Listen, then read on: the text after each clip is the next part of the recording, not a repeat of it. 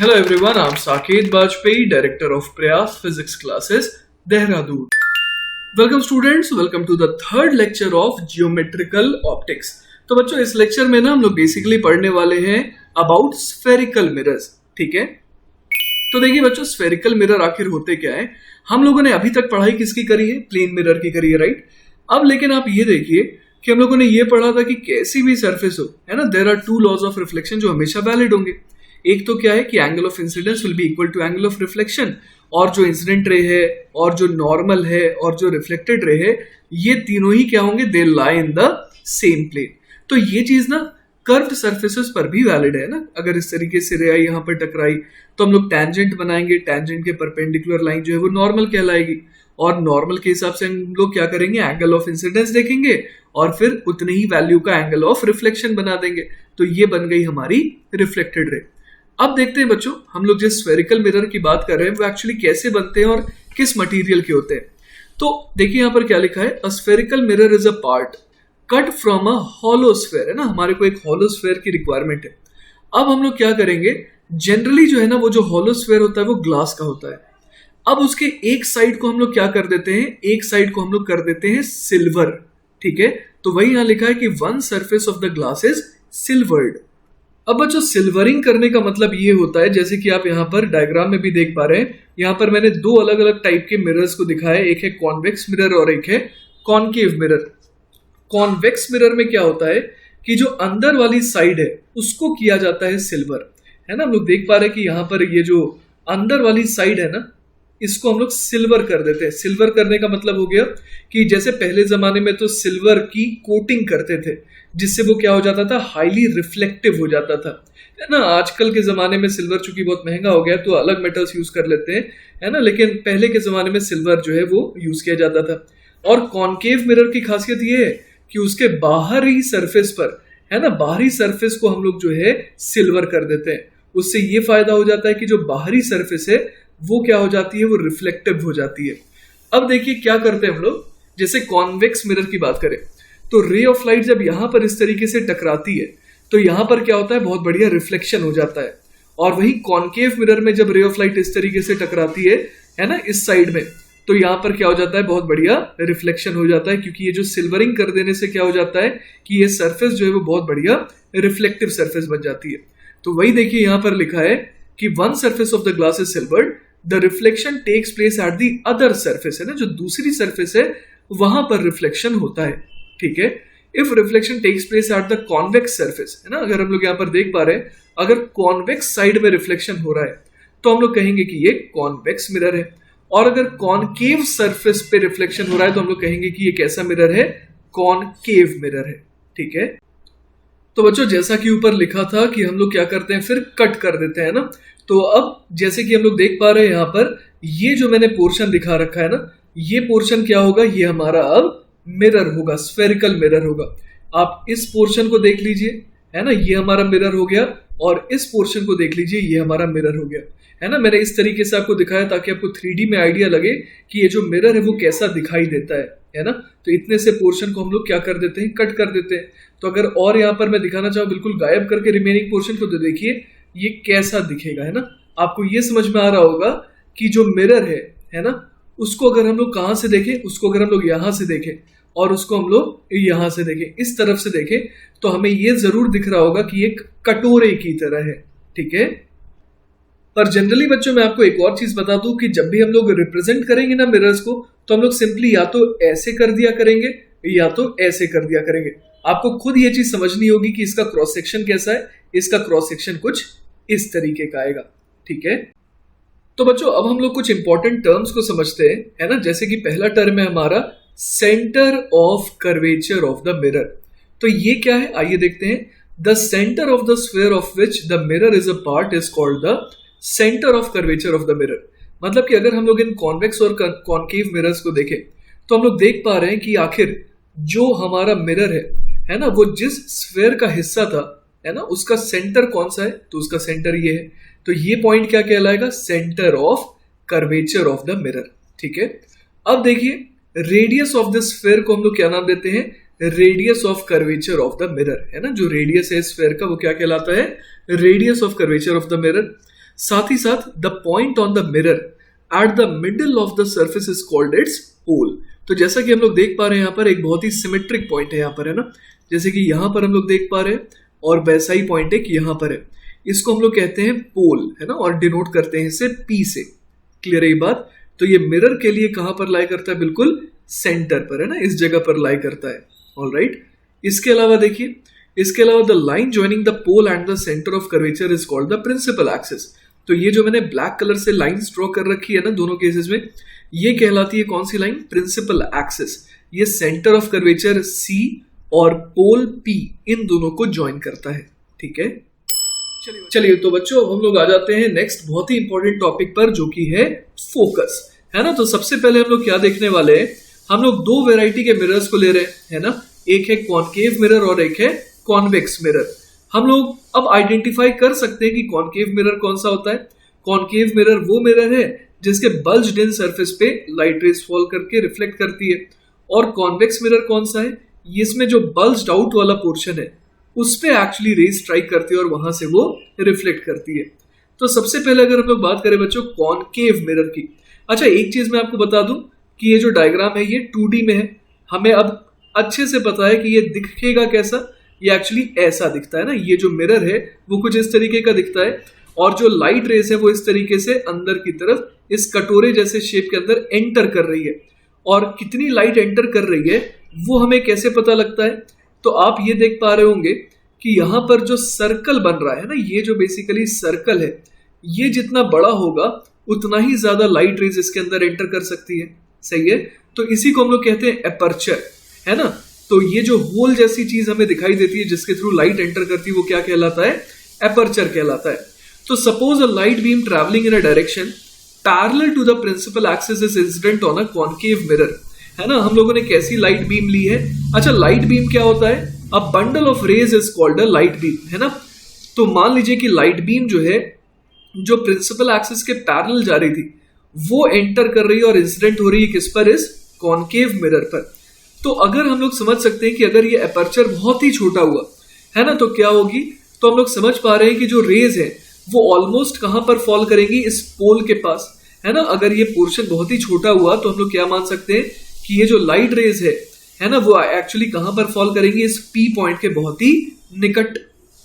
तो देखिए बच्चों यहां पर क्या लिखा है कि if the aperture of the beam is small so that the light falls near the pole only, all the reflected rays cross the principal axis at nearly the same point.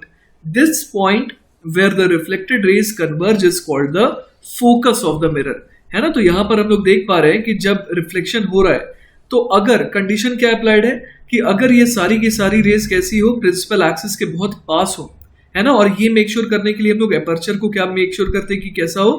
बहुत ही छोटा हो। तो उस केस में हम लोग मान सकते हैं कि जो सारी की सारी रेज है वो प्रिंसिपल एक्सिस से एक किसी खास पॉइंट पर ही पास करेंगी। तो ऐसा लगता है कि सारी की सारी रेज जो है वो आफ्टर रिफ्लेक्शन कन्वर्ज कर रही है एट अ स्पेशल पॉइंट, और उस स्पेशल पॉइंट का नाम हम लोगों ने क्या दिया है? फोकस, और उसको डिनोट करते हैं कैपिटल एफ से। तो एक बार बच्चों रे डायग्राम को हम लोग पहले तो समझ लेते हैं। जैसे मान लीजिए मैं सबसे ऊपर वाली रे को कंसिडर कर रहा हूं, ये आई और इसने हिट करा इस मिरर को। अब देखिए यहां पर अगर मुझे नॉर्मल ड्रॉ करना है तो बहुत आसान तरीका है ना। अगर हमारे को यहां पर नॉर्मल ड्रॉ करना है तो हम लोग क्या करेंगे? इस पॉइंट को सेंटर से, है ना, सेंटर ऑफ कर्वेचर से ज्वाइन कर देंगे। तो यही तो बेसिकली नॉर्मल हो जाएगा, है ना, क्योंकि सेंटर से अगर मैं किसी पॉइंट को ऑन द स्फीयर ज्वाइन करता हूं तो वो कैसा हो जाता है? परपेंडिकुलर टू दैट, टैंजेंट हो जाता है एट दैट प्लेस। तो यहां पर ये जो है हम लोग समझ पा रहे हैं कि नॉर्मल का रोल प्ले कर रहा है और ये वाला एंगल ऑफ इंसिडेंस का। तो उतना ही एंगल पर हम लोग क्या कर दिए? एंगल ऑफ रिफ्लेक्शन बना दी, और ये इस एंगल पर क्या कर रहा है? ये रिफ्लेक्ट बैक कर रहा है। तो जब रिफ्लेक्शन हो रहा है तो हम लोग देख पा रहे हैं कि किस तरीके से रे डायग्राम बनाया जा सकता है ना। बस हमें नॉर्मल ढूंढना है, फिर इंसिडेंट और नॉर्मल के बीच के एंगल को आई बोल दिए, और फिर नॉर्मल से उतने ही एंगल पर हम लोगों ने रिफ्लेक्टेड रे को दिखा दिया। तो ऐसा सारी की सारी रेज के साथ करने पर ना हम लोग ये हासिल करते हैं कि ये खास पॉइंट पर ऐसा लगता है कि कन्वर्ज हो रहे हैं। ठीक है, और जहां पर ये कन्वर्ज हो रहे हैं उस पॉइंट को क्या कहते हैं? फोकस। तो बच्चों ये तो बात हो गई किसकी? ये बात हो गई कॉनकेव मिरर की। अब अगर हम लोग बात करें कॉन्वेक्स मिरर की, तो एक बार आप डायग्राम देख लीजिए। यहां पर क्या हो रहा है, rays parallel to the principal axis जब जा रही है तो हम लोग देख पा रहे हैं क्या कि जैसे मैंने यहाँ पर नॉर्मल ड्रॉ करा है ना, नॉर्मल जब ड्रॉ करा मैंने तो देखा क्या, यहाँ पर मैंने ये देखा कि ये अगर एंगल ऑफ इंसिडेंस है तो एंगल ऑफ रिफ्लेक्शन ऐसा होना पड़ेगा, मतलब कि रे जो है वो कैसी हो रही है, इस तरीके से जा रही है। तो हम लोग देख पा रहे हैं अगर सारी की सारी रेज को देखें तो पहले तो वो क्या थी, शुरुआत में इंसिडेंट रेज पैरेलल थी, बाद में वो डाइवर्ज करती हुई अपीयर हो रही है ना, ऐसा लग रहा है कि यहाँ से ये सारी की सारी रेज कहीं से डाइवर्ज हो रही है। इन डाइवर्जेंट रेज को अगर हम लोग पीछे की तरफ प्रोड्यूस करेंगे ना, if you produce then backwards, तो ऐसा लगेगा कि ये प्रिंसिपल एक्सिस के किसी खास पॉइंट से इमर्ज आउट हो रही है, ऐसा अपीयर होगा। तो ये वाला पॉइंट जो है ये कहलाता है focus of the convex mirror. तो देखिए वही सारी बातें यहां पर लिखी है।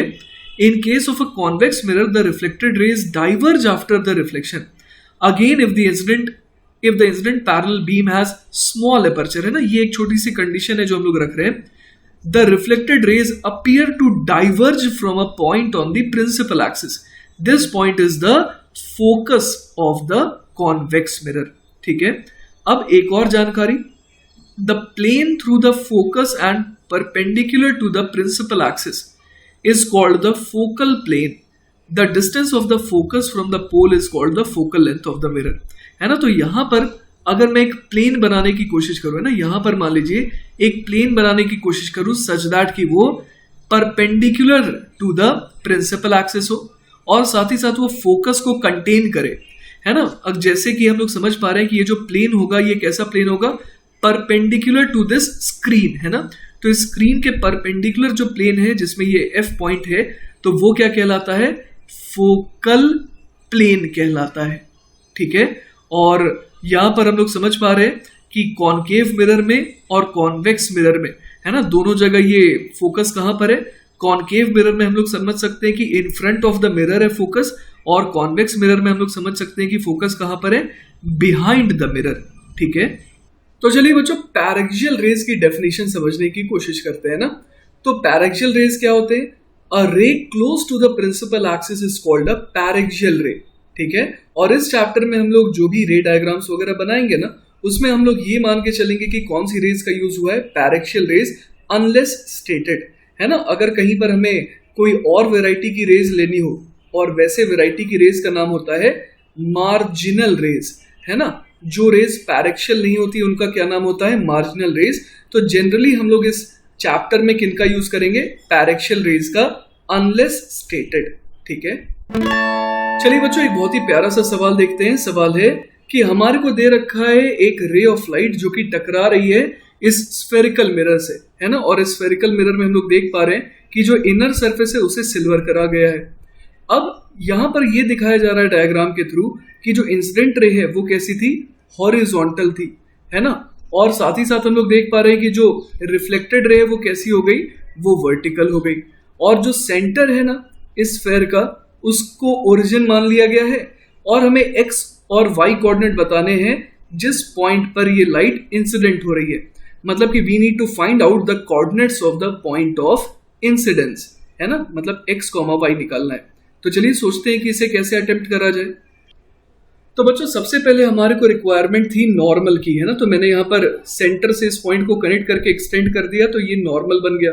अब मुझे ये समझ में आ रहा है कि ये एंगल ऑफ इंसिडेंस है और ये हो जाएगा एंगल ऑफ रिफ्लेक्शन, और ये क्वाइट क्लियर है कि I has to be equal to R, है ना, लॉ ऑफ रिफ्लेक्शन है, और इस बार हमें दिया हुआ है कि I प्लस R कितना है, 90 डिग्री। तो इट इज प्रिटी क्लियर कि I is equal to R is equal to 45 degree हो गया, है ना। तो अगर ये एंगल 45 डिग्री हो गया तो हम लोग समझ पा रहे हैं कि ये एंगल भी कितना हो जाएगा, 45 डिग्री। क्लियर है ये बात। तो आई थिंक बच्चों कि अब ये प्रिटी क्लियर है कि जो इस पॉइंट का एक्स कोऑर्डिनेट हो जाएगा, है ना, वो कितना हो जाएगा, एक्स हो जाएगा minus of R cos 45 degree, मतलब कि minus R by root 2। Minus क्यों, क्योंकि हम लोग देख पा रहे हैं कि ओरिजिन से ये लेफ्ट की तरफ है, ठीक है, और एग्जैक्टली कितना दूर है सेंटर से, तो r ये जो रेडियस हो गया उसका cos 45 डिग्री। इसी तरीके से y कंपोनेंट कितना हो जाएगा, तो देखिए y कोऑर्डिनेट जो है ना वो बेसिकली हो जाएगा r sin 45 डिग्री, मतलब वो भी हो जाएगा r बाय रूट 2, है ना। तो x हमारा आ गया r by root 2 minus sine के साथ, और y आ गया r/√2 पॉजिटिव साइन के साथ। तो हमने ये निकाल लिया कि इस पॉइंट का x और y कोऑर्डिनेट क्या होगा। ठीक है, चलिए बच्चों, तो नेक्स्ट सवाल देखते हैं। अगला सवाल है, इस बार हमारे को एक पैराबोला दे रखा है x = y², और इस बार जो हम लोग देख पा रहे हैं कि इंसिडेंट रे कैसी है, हॉरिजॉन्टल है, और जो रिफ्लेक्टेड रे वो कैसी है, वर्टिकल है ना। हमारे को क्या निकालना है, we need to find x, y, है ना। फिर से हमारे को x और y निकालना है, लेकिन इस बार ओरिजिन आप देख पा रहे हैं कि कहां पर है, ओरिजिन इस पॉइंट पर है। ठीक है ना। तो चलिए सोचते हैं क्या करा जाए इस बार। तो देखिए बच्चों, इस बार मैंने क्या सोचा कि मैं एक टैंजेंट ड्रॉ कर देता हूं यहां पर, और फिर उसके परपेंडिकुलर लाइन जो है वो कहलाएगी नॉर्मल, है ना। तो चलिए सबसे पहले सोचते हैं कि टैंजेंट कैसे निकाले। तो हमें पता है कि x = y² दिया हुआ है ना। तो अगर मैं इसे डिफरेंशिएट करूं तो क्या आएगा, dx = आ जाएगा 2y dy। तो यहां से क्या आ गया मेरे पास, dy/dx, ये आ गया हमारे पास 1/2y। अब हम लोग देख पा रहे हैं बच्चों पिछले सवाल की तरह कि इस बार ये एंगल ऑफ इंसिडेंस होगा और ये एंगल ऑफ रिफ्लेक्शन होगा, लेकिन फिर से चूंकि I + r जो है वो कितना दे रखा है, 90 डिग्री, और I और r बराबर होते हैं, तो इसका मतलब I = r क्या हो जाएगा, 45 डिग्री हो जाएगा। मतलब कि अगर मैं इस बार dy/dx देखूं, है ना, तो dy/dx बेसिकली क्या होता है, dy/dx अगर मुझे निकालना है तो वो मुझे इस टैंजेंट का स्लोप बताएगा, है ना। तो ये जो टैंजेंट है उसका स्लोप क्या होता है, वो होता है tan ऑफ थीटा, जहां पर थीटा क्या है, थीटा ये वाला एंगल है, और tan थीटा जो है वो क्या बन जाएगा, dy/dx। तो हमें ये तो दिख रहा है कि थीटा की वैल्यू कितनी होनी पड़ेगी, थीटा की वैल्यू होनी पड़ेगी 45 डिग्री, और tan 45 होता है 1, है ना। तो यहां से हमारे पास y की वैल्यू स्ट्रेट अवे कितनी आ गई, 1/2 आ गई, और y की वैल्यू अगर 1/2 आ गई, है ना, तो हम लोग इसकी मदद से क्या निकाल सकते हैं, x निकाल सकते हैं। x कितना हो जाएगा, y², मतलब कि 1/4। तो देखिए हमारा आंसर क्या हो गया, x, y जो है वो क्या हो जाएगा, 1/4, 1/2। क्लियर है ये बात। चलिए बच्चों, तो अब हम लोग डिस्कस करते हैं ग्राफिकल मेथड्स फॉर मिरर्स, है ना। तो हम लोग यहाँ पर ना, जब हम लोग रे डायग्राम्स बनाते हैं इन केस ऑफ स्फेरिकल मिरर्स, तो हम लोग उसमें ना कुछ प्रिंसिपल रेज को चुनते हैं, है ना। आइए देखते हैं वो प्रिंसिपल रेज कौन सी हैं जिनकी मदद से, है ना, हम लोग बड़े आराम से जो है ऑब्जेक्ट से इमेज की लोकेशन को फाइंड आउट कर लेते हैं। तो देखिए पहली जो हम लोगों को रे की जरूरत होती है वो क्या है, अ रे पैरेलल टू द एक्सिस, है ना। अगर हमने क्या बनाया, एक ray parallel to the principal axis बनाया ना, तो रिफ्लेक्शन के बाद क्या होता है, it passes through the focal point f of a concave mirror, या फिर अगर कॉन्वेक्स मिरर का केस लें तो ऐसा लगता है कि it appears to come from the virtual focal point of a convex mirror. तो वो चीज हम लोग यहाँ पर देखिए डायग्राम में देख पा रहे हैं कि जैसे यहाँ पर ऑब्जेक्ट था और ये हमारे पास एक कॉन्वेक्स मिरर है, तो एक रे देखिए यहाँ से ऐसे मैंने भेजा parallel to the principal axis, और साथ में ऑब्वियस है कि हम लोग पैरेक्शियल रेज को चुन रहे हैं ना, सारी की सारी rays are very near to the principal axis. तो इसके साथ क्या हो गया, ये देखिए इस तरीके से रिफ्लेक्ट कर गई, सच दैट कि ऐसा लग रहा है कि ये किस पॉइंट से बाहर निकल रही है, ऐसा लग रहा है कि ये फोकस से बाहर निकल रही है ना। यहाँ पर हम लोग देख पा रहे हैं कि अगर इसे पीछे की तरफ प्रोड्यूस करेंगे तो ये फोकस पे हिट कर रही है। ठीक है, तो ये है पॉइंट नंबर 1। अब आते हैं पॉइंट नंबर 2 पे, अ रे अलोंग द रेडियस थ्रू और away from the centre of curvature C intersects the surface normally and is reflected back along its original path। तो बच्चों कहने का मतलब ये है कि अगर हम लोग यहाँ पर इस वाली रे को देखें ना, ये वाली रे को, जो कि कहाँ ऐसा लग रहा था कि किस तरफ निशाना है उसका निशाना सेंटर ऑफ कर्वेचर पर है, तो वो हिट करी मिरर को और रिबाउंड कर गई। ऐसा क्यों, क्योंकि हम लोग देख पा रहे हैं कि ये एक्चुअली जो रे है ना, नॉर्मल के साथ 0 डिग्री बना रही है, क्योंकि यही रे तो नॉर्मल भी हो गया ना इस सरफेस पर, क्योंकि वो C से पास कर रहा है। तो हम लोग समझ पा रहे हैं चूंकि angle of incidence is equal to angle of reflection is equal to 0 degree, तो ये रे बिल्कुल क्या कर जा रही है, रिबाउंड कर जा रही है। ठीक है, इसी तरीके से बच्चों एक और रे हम लोग देखते हैं, a ray to the pole is reflected forming equal angles with the optic axis, है ना। ऑप्टिक एक्सिस का मतलब हमारा वही ये जो प्रिंसिपल एक्सिस है वो हो गया। तो अब आपको फोकस करना है इस पर्टिकुलर रे पर, जो कि कहाँ हिट कर रही है, पोल पर हिट कर रही है ना। यहाँ P से मैं पोल को रिप्रेजेंट कर देता हूँ। तो पोल पर जब ये हिट कर रही है तो हम लोग समझ पा रहे हैं बच्चों कि यहाँ पर हम लोग क्या इमेजिन कर सकते हैं कि यहाँ पर एक प्लेन मिरर है ना, और वैसे भी अगर टेंजेंट आप इस जगह पर ड्रॉ करेंगे तो वो वर्टिकल हो जाएगा। तो हम लोग समझ पा रहे हैं कि यहाँ पर एंगल ऑफ इंसिडेंस ये रहा और एंगल ऑफ रिफ्लेक्शन ये हो जाएगा। तो बच्चों यहाँ पर हम लोग देख पा रहे हैं कि ये जो एंगल है और ये एंगल है ना, ये दोनों क्या हो जाएंगे, बिल्कुल बराबर हो जाएंगे, क्योंकि प्रिंसिपल एक्सिस जो है इस पॉइंट पर किसकी तरह बिहेव कर रही है, नॉर्मल की तरह। ठीक है, तो यहाँ पर बिल्कुल हम लोग समझ पा रहे हैं कि ऐसे रिफ्लेक्शन हो रहा है एज इफ कि यहाँ पर एक प्लेन मिरर होता। ठीक है, तो बच्चों अभी तक जितना हम लोगों ने डायग्राम बनाया उसके हिसाब से देखिए आपको एक आइडिया लग रहा होगा। आपको ये आइडिया लग रहा होगा कि रेज कुछ इस तरीके से जा रही है ना, ऐसा लग रहा है कि सारी की सारी रेज जो है डाइवर्ज होती हुई नजर आ रही है फ्रॉम अ स्पेसिफिक पॉइंट। और वो पॉइंट आप देखिए कि ये रहा, है ना, ऐसा लग रहा है कि इस पॉइंट से ये रे निकल रही है ना, साथ ही साथ ये जो नॉर्मली इंसिडेंट हुई थी वो रे निकल रही है, और ये वाली जो रे है ना, ऐसा लग रहा है कि ये तीनों रेज इस खास पॉइंट से निकल रहे हैं। तो इसीलिए हम लोग कह देंगे कि ये क्या बन गया, यही होगा इमेज। और ये जो इमेज बन रहा है ये रियल इंटरसेक्शन ऑफ रेज से तो नहीं बन रहा है, तो इससे हम लोग क्या कहेंगे कि ये कैसी इमेज है, वर्चुअल इमेज है। तो देखिए किस तरीके से इन खास रेज की मदद से हम लोगों ने क्या निकाल लिया, इमेज निकाल लिया, है ना। इसके अलावा बच्चों चौथा पॉइंट भी देख लेते हैं ना, जिसमें क्या बोला गया है, अ रे थ्रू और proceeding toward the focal point capital F is reflected parallel to the axis. तो आइए इस रे को ड्रॉ करने की कोशिश करते हैं। तो बच्चों बड़े ध्यान से है ना इस डायग्राम को देखिएगा। मैंने यहाँ से इस ऑब्जेक्ट से एक रे निकाली जिसका निशाना था फोकस की तरफ। तो यहां पर मैंने क्या बनाया, सेंटर से पास होती हुई line at the point of incidence. तो ये बेसिकली नॉर्मल की तरह बिहेव करेगा, और नॉर्मल से जो इंसिडेंट रे एंगल बना रहा है उसे एंगल ऑफ इंसिडेंस कहेंगे, और नॉर्मल से जो रिफ्लेक्टेड रे एंगल बना रहा है उसे कहेंगे एंगल ऑफ रिफ्लेक्शन, और आई और आर बराबर होते हैं। तो इस केस में हम लोग ये देखते हैं कि क्या होता है कि जब रे है ना फोकस की तरफ टारगेटेड रहती है तो क्या होता है, इस कॉन्वेक्स मिरर के केस में जब वो रिफ्लेक्ट करती है तो वो क्या हो जाती है, बिल्कुल पैरेलल, है ना, इस तरीके से पैरेलल हो जाती है।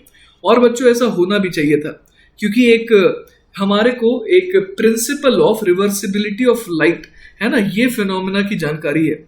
अब ये principle of reversibility of light क्या होता है कि मान लीजिए लाइट जो है पैरेलल टू द, है ना, parallel to the principal axis जाती इस तरीके से, तो यहां पर हिट करके वो कैसे चली जाती, वो बिल्कुल इस तरीके से जाती एज इफ कि वो फोकस से ऐसा लगता कि निकल रही है। और ऐसा क्यों होता, क्योंकि इस केस में जिसे हम आर कह रहे हैं वो आई बन जाता और जिसे आई कह रहे हैं वो आर बन जाता। तो हम लोग समझ पा रहे हैं कि यहां पर अगर मैं एरो को पलट दूं तो रे कैसी जाएगी, बिल्कुल ऐसा लगेगा कि फोकस से निकलती हुई जा रही है ना। तो हम लोग यहाँ पर क्या कह सकते हैं, using principle of reversibility of light, कि अगर ऑब्जेक्ट से मैं कोई ऐसी रे को चुनूं जिसका टारगेट क्या हो, फोकस हो, तो वो आफ्टर रिफ्लेक्शन क्या हो जाएगी, in case of convex mirror वो हो जाएगी पैरेलल, किसके पैरेलल, टू दी प्रिंसिपल एक्सिस। ठीक है, तो चलिए बच्चों यही सारी चीजें हम लोग अप्लाई करने की कोशिश करते हैं कॉनकेव मिरर के केस में भी। ठीक है, तो चलिए सोचते हैं यहाँ पर हमारे को ऑब्जेक्ट दिया हुआ है और ये रहा उसका सेंटर ऑफ कर्वेचर, और ये हमारा कॉनकेव मिरर है ना, और ये रेड से प्रिंसिपल एक्सिस शो की गई है। तो चलिए एक एक करके हम लोग सारे के सारे रेज को बनाने की कोशिश करते हैं और उससे ढूंढते हैं कि आखिर इमेज कहाँ बनेगा। ठीक है, तो देखिए बच्चों सबसे पहले मैंने कौन सी रे बनाई, मैंने एक ray parallel to the principal axis निकाली इस ऑब्जेक्ट से, और वो टक्कर खा के किससे पास करेगी, फोकस से, है ना। तो ये रे हम लोगों ने यहाँ पर ड्रॉ कर रखी है अभी। अब देखिए बच्चों मैंने एक रे बनाई जो कि बिल्कुल सेंटर ऑफ कर्वेचर से पास कर रही थी, तो हम लोग समझ सकते हैं कि ये से नॉर्मली हिट कर रही है, तो इसीलिए ये क्या कर जाएगी, रिबाउंड कर जाएगी। तो इन दो रेज से देखिए हमारे को ये आइडिया लग गया कि इमेज कहां पर बनेगी ना, जहां पर भी दो रेज का इंटरसेक्शन होता है वहां पर हम लोग कहते हैं कि क्या फॉर्म हो रही है, इमेज फॉर्म हो रही है। तो हमें आइडिया लग चुका है कि इमेज जो है वो यहाँ पर फॉर्म होगी। अब देखिए बच्चों अगली रे मैंने बनाई जो कि पोल पे हिट कर रही है। तो पोल पे हिट कर रही है, तो अगर ये एंगल को मैंने आई कह दिया तो ये एंगल हो जाएगा आर, और I will be equal to R, और इस तरीके से ये रिफ्लेक्ट बैक करेगी, है ना। और हमें पता है कि जहां पर दो रेज इंटरसेक्ट कर रही है वहीं पर बाकी सारी रेज को भी क्या करना होगा, इंटरसेक्ट करना होगा, तभी तो हमारे को एक क्लियर इमेज यहाँ पर दिखाई देगी, है ना। तो चलिए बच्चों अब आ जाते हैं चौथे, है ना, चौथे रे के लिए। चौथा जो प्रिंसिपल रे था वो कैसा बनेगा, हम लोग समझ पा रहे हैं कि जो चौथा रे बनाना है हमें, उसमें क्या करना है, हमें एक ऐसी रे को चुनना है जो कि फोकस से पास करके जाए, है ना, और वो फिर क्या हो जाएगी, it will become parallel to the axis. तो देखिए बच्चों, मैंने ये जो स्काई ब्लू कलर की जो रे यहाँ पर दिखाई है ना, वो बिल्कुल किससे पास कर रही है? वो बिल्कुल पास कर रही है, देखिए, फोकस से, है ना। और फोकस से पास करने वाली जो रे है वो क्या हो जाएगी? वो parallel to the principal axis हो जाएगी, जैसा कि मैंने यहाँ पर दिखाया है। और अगेन आप देख पा रहे हैं कि सारी की सारी रेज जो एक खास पॉइंट पर मिल रही है, और वो खास पॉइंट क्या बता रहा है हमें? कि इमेज जो है वो यहाँ पर बनेगी। ठीक है, चलिए बच्चों, तो अब हम लोग जो है ना साइन कन्वेंशन को स्टडी करते हैं। एक्चुअली क्या होता है, हम लोग कुछ फॉर्मूले बच्चों निकालने वाले हैं, है ना। मिरर के कुछ फॉर्मूले हम लोग निकालेंगे, पर उनमें जो वैल्यूज पुट करेंगे उनके लिए हमारे को ना कुछ साइन कन्वेंशन का ध्यान देना होता है, कुछ रूल्स है। तो आइए उन रूल्स को हम लोग एनालाइज करते हैं। तो देखिए, ये इनमें क्या कहा गया है? In this method the pole is taken to be the origin, है ना। जनरली ये सारी बातें जो है वो ऐसा नहीं कि कंपल्सरीली यूज होती है ना। ये सारी बातें जो है वो जनरली यूज होती है। ठीक है, तो देखिए यहाँ पर क्या लिखा है कि बेटर क्या रहता है कि पोल को अगर हम लोग ओरिजिन ले लें तो बेटर रहता है, and the principal axis as the x axis. अब देखिए, इसीलिए यहाँ पर ये वर्ड यूजुअली लिखा है ना। तो usually the positive of the axis is taken along the incident raise, है ना। तो मान लीजिए कि इंसिडेंट रेज जो है वो लेफ्ट से राइट की तरफ जा रही है। ठीक है, तो हम लोग क्या कहेंगे कि ओरिजिन, अगर ये रहा ओरिजिन, है ना, तो इसके राइट के तरफ जो डायरेक्शन होगी उसे हम लोग पॉजिटिव कहेंगे, और उसके लेफ्ट की तरफ जो डायरेक्शन होगी उसे नेगेटिव कहेंगे। ये कौन डिसाइड कर रहा है कि कौन सी डायरेक्शन पॉजिटिव है या कौन सी डायरेक्शन नेगेटिव है? तो इंसिडेंट रेज किस डायरेक्शन से आ रहे हैं, है ना, जैसे कि वो लेफ्ट से राइट की तरफ जा रहे हैं, तो हम लोग उसके हिसाब से बात करेंगे। तो वही यहाँ लिखा है कि usually the positive of the axis is taken along the incident raise. जिस डायरेक्शन में इंसिडेंट रे है उसी डायरेक्शन को हम लोग क्या बोल देते हैं? Positive x axis. ठीक है, अब देखिए बच्चों, इसके अलावा क्या लिखा है? The quantities u, v, r and f, है ना, denote the x coordinates of the object, the image, the center of curvature and the focus respectively। u क्या है? x कोऑर्डिनेट है किसका? ऑब्जेक्ट का। v क्या है? x कोऑर्डिनेट है किसका? इमेज का। r क्या है? अभी तक हम लोगों ने r को क्या पढ़ा है? Radius of curvature. लेकिन अगेन मैं आपको बता दूं, ये जो r है ना, उसको अब से आप क्या मानेंगे? x कोऑर्डिनेट मानेंगे किसका? सेंटर ऑफ कर्वेचर का। और f को आप क्या मानेंगे? ये एक्चुअली x कोऑर्डिनेट है फोकस का। तो ये one of the most important thing है जो हम लोग पढ़ रहे हैं ज्योमेट्रिकल ऑप्टिक्स चैप्टर में, है ना, कि u, v, r और f, है ना। ऑल्दो इनको हम लोग डिस्टेंसेस कहते हैं। जैसे u को हम लोग पढ़ते क्या है? Object distance. v को क्या पढ़ते हैं? Image distance. r को क्या बोलते हैं? Radius of curvature. और f को क्या बोलते हैं? Focal length. लेकिन हमारे को ध्यान क्या रखना है कि ये सारी की सारी ये जो चारों चीजें हैं ना, ये एक्चुअली x कोऑर्डिनेट्स है। क्लियर है? ये बहुत ज्यादा इंपॉर्टेंट है। Any of these quantities is positive if the corresponding point lies on the positive side of the origin and is negative if it is on the negative side, है ना। हम लोग एक बार origin डिसाइड कर लिए, positive negative decide कर लिए, तो उसके बाद u, v, r और f इन सबको देख सकते हैं कि वो पॉजिटिव आ रहे हैं किस केस में और किस केस में नेगेटिव आ रहे हैं। ठीक है, तो बच्चों ये तो हम लोगों ने बात करी एक्स एक्सिस के अलोंग की। कभी कभी ऐसा भी होता है कि हमारे को वाई एक्सिस की भी चीजों की जरूरत होती है ना। तो उस केस में हम लोग क्या करते हैं? If the lengths perpendicular to the principal axis are needed, we should fix the positive direction of the y-axis, है ना। हम लोग जो है positive direction of the y-axis को कैसे चुनेंगे? Upward direction में। भाई यहाँ लिखा है generally the upward is taken as positive of the y-axis and downward as the negative of the y-axis, है ना। Heights along the positive y-axis are positive। जो भी चीजें ऊपर होंगी उनकी हाइट हम लोग पॉजिटिव कहेंगे, और जो नीचे की तरफ होंगी उनको हम लोग क्या कहेंगे? कि उनका y कोऑर्डिनेट नेगेटिव है। Quite often we shall use the words object distance and image distance for u and v, जो मैंने आपको पहले ही कहा था कि ये थोड़ी मिसलीडिंग है, लेकिन आपको अक्लमंदी से काम लेना है और आपको ये समझना है कि जब ऑब्जेक्ट डिस्टेंस कहा जा रहा है मतलब वो क्या है? ऑब्जेक्ट का x कोऑर्डिनेट है, और जब इमेज डिस्टेंस कहा जा रहा है मतलब कि वो इमेज का x कोऑर्डिनेट है। ऑलराइट, तो चलिए बच्चों, अब तक जो मैंने आपको साइन कन्वेंशन के बारे में बताया ना, उसके कुछ एग्जांपल्स देखते हैं, है ना। जैसे कि सबसे पहले हम लोग एग्जांपल नंबर ए पे फोकस करें ना। आप सबका ध्यान सिर्फ और सिर्फ इस लेफ्ट वाले डायग्राम पर आए। अब यहाँ पर देखिए ऑब्जेक्ट यहाँ पर है, ठीक है, और इससे रेज जो है ना, वो हर डायरेक्शन में निकल तो रही है, लेकिन जो इंसिडेंट रेज है वो तो हम लोग देख पा रहे हैं ना कि लेफ्ट से राइट की तरफ है, क्योंकि यहाँ पर हम लोग देख पा रहे हैं कि जो मिरर है वो ऑब्जेक्ट के राइट में रखा हुआ है। तो ऑब्वियस है कि रेज की डायरेक्शन क्या है, लेफ्ट से राइट की तरफ।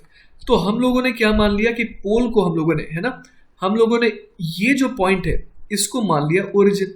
ठीक है, अब ओरिजिन के राइट साइड, मैंने राइट साइड ही क्यों चुना, क्योंकि हम लोग देख पा रहे हैं कि जो रेज है वो लेफ्ट से राइट की तरफ जा रही है, तो इसीलिए पोल के राइट साइड को हम लोगों ने पॉजिटिव मान लिया और पोल के लेफ्ट साइड को नेगेटिव मान लिया। अब हम लोग देख पा रहे हैं कि ये कौन सा मिरर है, ये तो बच्चों है कॉनकेव मिरर, है ना।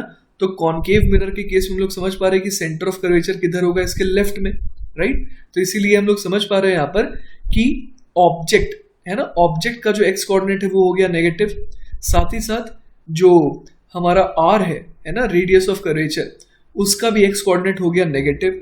और हम लोग क्या कह सकते हैं यहाँ पर, हम लोग यहाँ पर कह सकते हैं कि फोकस, है ना, फोकस हम लोगों ने देखा है कि वो पोल और ये जो सेंटर ऑफ कर्वेचर है इसके बीच में लाई करता है। तो हम लोग कह सकते हैं कि फोकस भी जो है वो कहाँ पर होगा, वो होगा लेफ्ट साइड में, जिसकी वजह से एफ भी जो होगा वो नेगेटिव होगा, because F is what, F is the x coordinate of focus. और इस डायग्राम के हिसाब से देखिए यहाँ पर दो रेज दिखाई गई आपको, एक ऐसे गई, है ना, और यहाँ पर जो है हम लोगों ने देखा कि जो एंगल ऑफ इंसिडेंस है वो ये रहा, तो उसके हिसाब से एंगल ऑफ रिफ्लेक्शन बना करके यहाँ पर रिफ्लेक्टेड रे बना दिया गया। उस वही वैसा ही काम जो है नीचे वाली रे के साथ किया गया, और जहां पर ये दोनों रेज मीट कर गई उसको हम लोगों ने क्या कहा कि वहां पर क्या है, वहां पर इमेज बनेगा ना। पॉइंट ऑब्जेक्ट के लिए इमेज कैसी बन रही है, यहाँ पर पॉइंट इमेज बन रही है, ठीक है ना। तो यहाँ पर हम लोग देख पा रहे हैं कि इमेज कैसी बन रही है, रियल बन रही है ना, इमेज जो है वो रियल बन रही है। ऐसा मैंने क्यों कहा, बिकॉज ये जो है, जो इमेज बनी है ना, वो सचमुच में रेज के इंटरसेक्शन से बनी है। तो ऐसे केस में हम लोग इमेज को क्या कहते हैं, रियल कहते हैं। और देख पा रहे हैं कि पोल के लेफ्ट साइड में बन रही है, तो इसीलिए जो v है वो भी क्या हो जाएगा, नेगेटिव हो जाएगा। तो पहले वाले केस के लिए हम लोगों ने क्या देखा, u नेगेटिव है, v नेगेटिव है, r नेगेटिव है और f नेगेटिव है। तो ये सारे क्या हो गए, ये सारे के सारे चारों के चारों हो गए नेगेटिव। तो वही देखिए बच्चों, यहाँ पर मेंशन्ड भी है कि फिगर ए के लिए अगर हम लोग बात करें तो u, v, r और f चारों ही क्या आ रहे हैं, नेगेटिव आ रहे हैं, ठीक है। तो अब बच्चों मैं चाहता हूं ना कि आपका पूरा का पूरा फोकस हो जाए इस डायग्राम नंबर बी पे। तो यहाँ पर हम लोग देख पा रहे हैं कि ऑब्जेक्ट यहाँ पर है ना, ऑब्जेक्ट से जो रे निकल रही है वो लेफ्ट से राइट की तरफ जा रही है, तब जाकर के इस मिरर पे स्ट्राइक कर रही है। तो अगेन ओरिजिन हमने पोल पर कह दिया और इसके राइट साइड की डायरेक्शन पॉजिटिव हो गई और लेफ्ट साइड की डायरेक्शन नेगेटिव हो गई।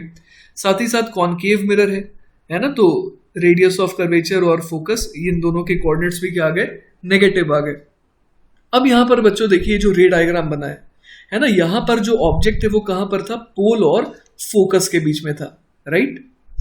तो ये देखिए बच्चों, मैंने आपकी मदद के लिए यहाँ पर नॉर्मल बना दिया ना, जैसे कि ऑब्जेक्ट से एक रे यहाँ पर निकल करके इससे टकराई मिरर से, तो मैंने यहाँ पर क्या बना दिया, नॉर्मल बना दिया, जिससे आप कह सकते हैं कि एंगल ऑफ इंसिडेंस होगा तो उसके हिसाब से यहाँ पर एंगल ऑफ रिफ्लेक्शन बन करके यहाँ पर रे चली गई।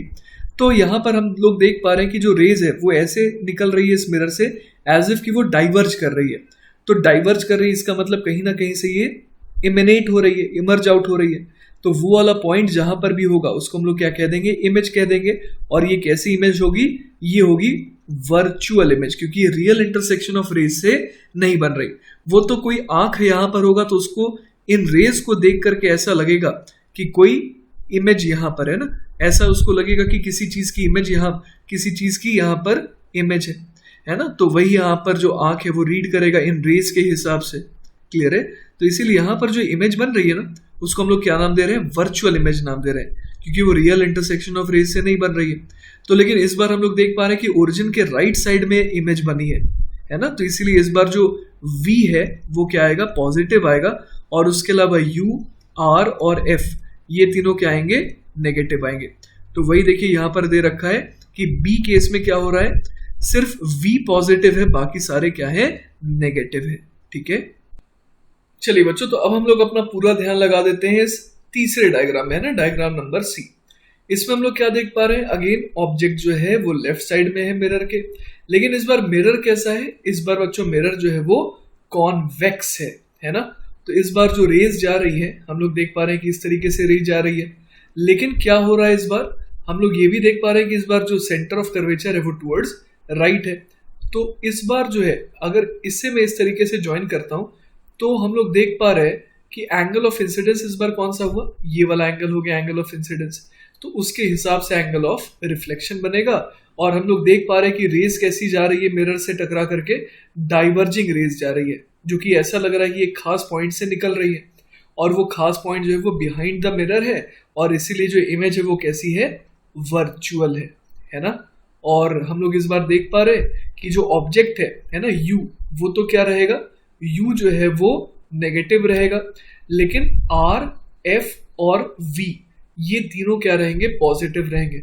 वही देखिए यहाँ पर मेंशन्ड भी है ना, केस नंबर सी के लिए देखिए सिर्फ यू जो है वो नेगेटिव है, बाकी तीनों क्या है, पॉजिटिव है। ठीक है। और बच्चों फाइनली है ना, मैं चाहता हूं कि आपका ध्यान जो है वो डी डायग्राम पे जाए। इस बार आप देख पा रहे हैं कि रेज जो है वो लेफ्ट से राइट की तरफ जरूर आ रही है, पर इस बार ये रेज जो है वो कन्वर्जिंग रेज है ना। रेज ऐसा लग रहा है कि ये कन्वर्ज कर रही है किसी पॉइंट पर, मतलब अगर मिरर नहीं होता तो ये यहां पर कन्वर्ज करके आती। तो इस बार जो केस है ना बच्चों, ये बहुत इंपॉर्टेंट केस है, ये वर्चुअल ऑब्जेक्ट का केस है। मतलब सचमुच में यहाँ पर ऑब्जेक्ट नहीं है ना, लेकिन रेज इस तरीके से कन्वर्जिंग आ रही है कि लग रहा है कि मिरर ना होता तो यहाँ पर ये रेज मिलती और यहाँ पर एक इमेज बनती, है ना। तो इसलिए यहाँ पर हम समझ पा रहे हैं कि एक वर्चुअल ऑब्जेक्ट की तरह काम कर रहा है। और इस बार आप देखिए यहाँ पर क्या हो जाएगा कि जब रेज आई है ना, तो मैं यहाँ पर इसे सेंटर ऑफ कर्वेचर से यहाँ पर इसे कनेक्ट करवा दूंगा, है ना। तो जब सेंटर ऑफ कर्वेचर से मैं कनेक्ट करवा रहा हूँ इस बार इसे, तो हम लोग क्या देख पा रहे हैं, हम लोग देख पा रहे हैं कि जो एंगल ऑफ इंसिडेंस है वो ये रहा। तो एंगल ऑफ रिफ्लेक्शन सेम बना करके मैंने इसे क्या किया, इस रे को इधर खींच दिया। अब ऐसा ही काम नीचे वाली रे के साथ भी किया, तो इस बार देख रहे हैं कि सचमुच में रियल इंटरसेक्शन हो रहा है। तो जो इमेज बन रही है वो इस बार कैसी है, रियल इमेज है। तो बहुत मजेदार केस हम लोगों ने देखा बच्चों, और वो कौन सा केस है कि एक कॉन्वेक्स मिरर है, लेकिन उसके केस में भी जो इमेज बन पा रही है वो कैसी बन पा रही है, रियल, लेकिन कब, जब ऑब्जेक्ट कैसा है, वर्चुअल। इसके अलावा बच्चों इस केस की और क्या खासियत है, इस केस की ये खासियत है कि जो वर्चुअल ऑब्जेक्ट है ना, वो कहां पर है, वो पोल और फोकस के बीच में है। तो पोल और फोकस के बीच में है ना, पोल एंड फोकस के बीच में हम लोग देख पा रहे हैं कि जब ऑब्जेक्ट आ रहा है ना, वर्चुअल ऑब्जेक्ट जब आ रहा है, तो उस केस में इमेज कैसी बन रही है, रियल इमेज बन रही है ना। और इस केस में हम लोग कह सकते हैं कि जो ऑब्जेक्ट है ना, उसकी जो लोकेशन है वो कैसी है, वो पॉजिटिव एक्स एक्सिस की तरफ है। मतलब इस बार u जो है वो पॉजिटिव हो जाएगा। This case is very important case, है ना। तो कॉन्वेक्स मिरर का ये एक बहुत इंपॉर्टेंट केस है जिसमें u क्या है, पॉजिटिव है, f भी पॉजिटिव है, r भी पॉजिटिव है, लेकिन जो v है, v क्या हो जा रहा है इस बार, नेगेटिव हो जा रहा है ना, क्योंकि इमेज जो है वो लेफ्ट साइड में बन रही है, रियल बन रही है ना, सबसे बड़ी बात ये है। ठीक है। तो इसीलिए बच्चों यहाँ पर इस बार क्या लिखा है, v जो है वो नेगेटिव है, लेकिन बाकी तीनों चीजें क्या है, वो पॉजिटिव है, और है ना। और इस बार पहली बार आप देख रहे हैं कि ऑब्जेक्ट है ना, कि ऑब्जेक्ट का जो एक्स कोऑर्डिनेट है वो पॉजिटिव आ रहा है। ऑब्जेक्ट का एक्स कोऑर्डिनेट पॉजिटिव आ रहा है, मतलब कि ये रियल ऑब्जेक्ट नहीं है, ये कैसा ऑब्जेक्ट है, ये वर्चुअल ऑब्जेक्ट है। ठीक है। और इस बार भी हम लोगों ने कैसे डायरेक्शन डिसाइड किया, इस बार भी हम लोगों ने डायरेक्शन जो है वो डिसाइड करा ये देखते हुए कि जो सचमुच में जो इनकमिंग रेज है उसकी डायरेक्शन क्या है, वो तो अभी भी लेफ्ट से राइट की तरफ जा रहा है ना। तो इसीलिए हम लोग कह रहे हैं कि जो right of the point P है उसको क्या मानेंगे, पॉजिटिव मानेंगे। क्लियर है ये बात। चलिए बच्चों, तो अब हम लोग आ जाते हैं नेक्स्ट टॉपिक पर, जिसमें हम लोग डिराइव करेंगे relation between U, V and R। मतलब कि ऑब्जेक्ट डिस्टेंस, इमेज डिस्टेंस और रेडियस ऑफ कर्वेचर, जिसको और बेटर फॉर्म में हम लोग क्या कह सकते हैं, ऑब्जेक्ट का एक्स कोऑर्डिनेट, इमेज का एक्स कोऑर्डिनेट और सेंटर ऑफ कर्वेचर का एक्स कोऑर्डिनेट। तो जैसा कि आप देख पा रहे हैं, मैंने यहाँ पर यूज करा एक कॉनकेव मिरर का, और ऑब्जेक्ट यहाँ पर है लेफ्ट साइड में है, और इससे दो रेज को मैंने दिखाया है निकलते हुए। एक आप देख पा रहे हैं जो कि पोल पर हिट कर रहा है, और एक आप देख पा रहे हैं जो कि एक ए पॉइंट पर हिट कर रहा है। खासियत क्या है कि ए जो है वो बिल्कुल पी के बहुत पास है ना। क्लैरिटी के लिए मैंने ए को थोड़ा सा दूर दिखाया है, लेकिन हमें क्या मानना है कि ये जो रेज है वो कैसी है, बिल्कुल पैरेक्शियल है ना, मतलब कि प्रिंसिपल एक्सिस के बहुत पास एक्चुअली ये हिट कर रही है। ठीक है, तो देखिए बच्चों यहाँ पर एक्चुअली क्या फायदा होगा ए पॉइंट को पी के बहुत पास मानने का। ये जो ए और पी है ना, इन दोनों को ज्वाइन करने वाला जो ये हमारे को आर्क दिख रहा है, ये बेसिकली अपीयर होगा एज अ स्ट्रेट लाइन, क्योंकि ये ए जो है वो यहाँ पर नहीं बल्कि यहाँ पर है ना, बहुत पास है। वो तो क्लैरिटी के लिए यहाँ पर ऐसा डायग्राम बनाया गया है। तो अगर ए और पी को ज्वाइन करेंगे तो वो लगभग कैसा अपीयर होगा, एक स्ट्रेट लाइन की तरह। ठीक है ना, तो अगर ऐसी बात है तो हम लोग समझ पा रहे हैं कि जो अल्फा है, बीटा है और गामा है, अल्फा, बीटा एंड गामा, ये तीनों कैसे होंगे, दे will B small angles. Clear है ये बात। तो यहां पर ओ से एक रे निकाली गई जो ए पर हिट कर रही है, और सेंटर ऑफ कर्वेचर यहां पर है, जिससे हम लोगों को नॉर्मल का पता लगा। और ये वाला एंगल भी थीटा होगा, क्योंकि अगर ये एंगल थीटा है तो ये वाला एंगल को भी थीटा होना पड़ेगा, और उसके हिसाब से रे जो है क्या कर गई, रिफ्लेक्ट कर गई। और साथ ही साथ हमें एक रे से तो नहीं काम चल पाएगा हमारा, तो हमने दूसरी रे कौन सी चुनी, जो बिल्कुल पोल को हिट कर रही है। अगर पोल को हिट कर रही है तो वो रिबाउंड कर जाएगी, है ना, क्योंकि हम लोग समझ पा रहे हैं कि ये नॉर्मल इंसिडेंस का केस है। बिल्कुल ये यहाँ पर जो एंगल ऑफ इंसिडेंस है वो 0 डिग्री हो गया। तो हम लोग देख पा रहे हैं कि ये जो लोकेशन है यहाँ पर इन दोनों रेज, ये दोनों रेज मीट कर रही है और यहाँ पर इमेज फॉर्म होगा। ठीक है ना, तो अगर हम लोग यहाँ पर देखें तो हम लोग tan ऑफ अल्फा को क्या बोल सकते हैं, ऑलमोस्ट इक्वल टू अल्फा। और हम लोग देख पा रहे हैं कि tan अल्फा कितना हो जाएगा, वो हो जाएगा देखिए AP अपॉन OP, है ना, ये तो हम लोग बोल ही सकते हैं। इसी तरीके से बच्चों हम लोग और क्या बोल सकते हैं, tan beta will be almost equal to beta, है ना, और उसकी वैल्यू कितनी हो जाएगी, उसकी वैल्यू हो जाएगी AP अपॉन, अब यहाँ पर जो लेंथ है वो कितनी हो जाएगी, वो हो जाएगी CP, है ना। तो हम लोग देख पा रहे हैं tan अल्फा अल्फा के बराबर, tan बीटा बीटा के बराबर, और इसी तरीके से tan गामा, है ना, ये this will be almost equal to gamma, और उसकी वैल्यू कितनी हो जाएगी, tan गामा या फिर गामा हो जाएगा AP divided by IP। Clear है ये बात।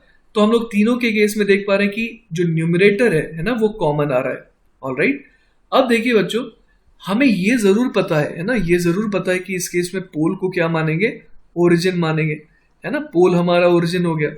अब उसके हिसाब से हम लोग देख पा रहे हैं कि चूंकि ऑब्जेक्ट इधर था, लेफ्ट साइड में था, उससे रेज जो है वो किधर जा रही है, लेफ्ट से राइट की तरफ जा रही है, जो मिरर को हिट करेंगी।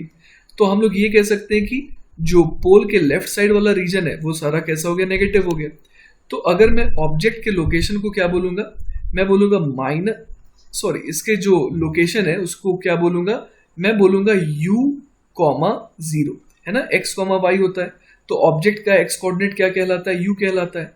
फिर उसी तरीके से सेंटर, है ना, सेंटर का x कोऑर्डिनेट क्या कहलाता है, r कहलाता है, ये r,0 हो गया। और उसी तरीके से i को क्या कहते हैं, v,0 कहते हैं। अब हमें पता है कि यहाँ पर u, v और r ये तीनों ही क्या है, ये तीनों ही नेगेटिव होंगे, क्योंकि ये तीनों कहाँ लाई कर रहे हैं, पोल के लेफ्ट साइड में लाई कर रहे हैं। तो u, v और r ये तीनों ही नेगेटिव है। तो अगर मुझे OP चाहिए, है ना, अगर मुझे OP चाहिए तो मैं क्या लिखूंगा, I should write it as -u, क्योंकि u जो है वो नेगेटिव है, लेकिन मुझे OP डिस्टेंस चाहिए। तो ये जो OP लेंथ है उसको हासिल करने के लिए मैं क्या करूंगा, मैं इसे माइनस से मल्टीप्लाई कर दूंगा। क्लियर है ये बात, क्योंकि अगर u मान लीजिए कि -3 है तो माइनस ऑफ -3 तो 3 बन जाएगा ना। उसी तरीके से आप मुझे ये बताइए कि CP कैसे निकालेंगे। तो CP निकालना बहुत आसान है, सिंपली क्या कर देंगे, -r। और इसी तरीके से इस डायग्राम के हिसाब से, है ना, IP बराबर कितना हो जाएगा, वो हो जाएगा -v। तो हमारे पास क्या आ गया, हमारे पास आ गया अल्फा, बीटा और गामा, ये तीनों ही आ गए। अब देखिए जरा यहाँ पर हम लोग यहाँ पर लिख सकते हैं beta is equal to alpha plus ये जो थीटा है ना, अल्फा प्लस थीटा को हम लोग बीटा के बराबर लिख सकते हैं ना, क्योंकि यहाँ पर हम लोग देख पा रहे हैं कि अल्फा प्लस थीटा, है ना, ये कौन से हैं, ये ऑपोजिट साइड के इंटीरियर एंगल्स हैं, है ना। तो उसका सम किसके बराबर होता है, एक्सटीरियर एंगल के बराबर। तो हम लोग यहाँ पर लिख सकते हैं alpha plus theta is equal to beta. और उसी तरीके से एक और इक्वेशन लिख सकते हैं गामा के लिए, गामा किसके बराबर हो जाएगा, 2 थीटा प्लस अल्फा के, है ना। या फिर हम लोग और क्या लिख सकते हैं, गामा को हम लोग लिख सकते हैं थीटा प्लस बीटा। तो यहाँ पर मैं लिख देता हूँ gamma is equal to theta plus beta. तो देखिए बच्चों, इन दोनों इक्वेशंस को अगर मैं ऐड कर दूं तो हमारे पास क्या आ जाएगा, alpha plus gamma is equal to आ जाएगा ट्वाइस ऑफ बीटा। क्लियर है ये बात? और साथ ही साथ हमारे को ये भी पता चल चुका है कि अल्फा कितना है।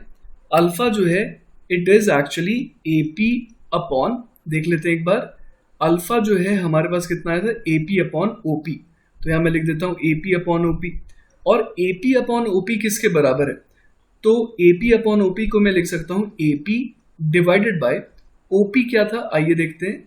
ओपी जो है वो माइनस यू था, तो यहां पर मैं माइनस यू लिख दूंगा। इसी तरीके से बीटा को क्या लिख सकते हैं, बीटा एक्चुअली हो जाएगा एपी डिवाइडेड बाय, आइए देखते हैं क्या था। बीटा के लिए हम लोग समझ पा रहे हैं कि बीटा था एपी अपॉन सीपी, है ना, तो यहां मैं सीपी लिख देता हूं। अब ये किसके बराबर आ जाएगा, एपी अपॉन सीपी के बदले क्या लिख सकते हैं, आइए देखते हैं, माइनस आर, है ना, तो यहाँ माइनस आर आ जाएगा। और गामा को क्या लिख सकते हैं, gamma is almost equal to, gamma जो है ये ऑलमोस्ट इक्वल टू आएगा एपी अपॉन, आइए देखते हैं, एपी अपॉन आईपी, है ना। और इसको हम लोग किसके बराबर लिख सकते हैं, AP upon minus of v, ठीक है ना। अब हमारे पास एक इक्वेशन ऑलरेडी आ चुकी है, alpha plus gamma is equal to 2 beta. तो I should write alpha plus gamma is equal to twice of beta.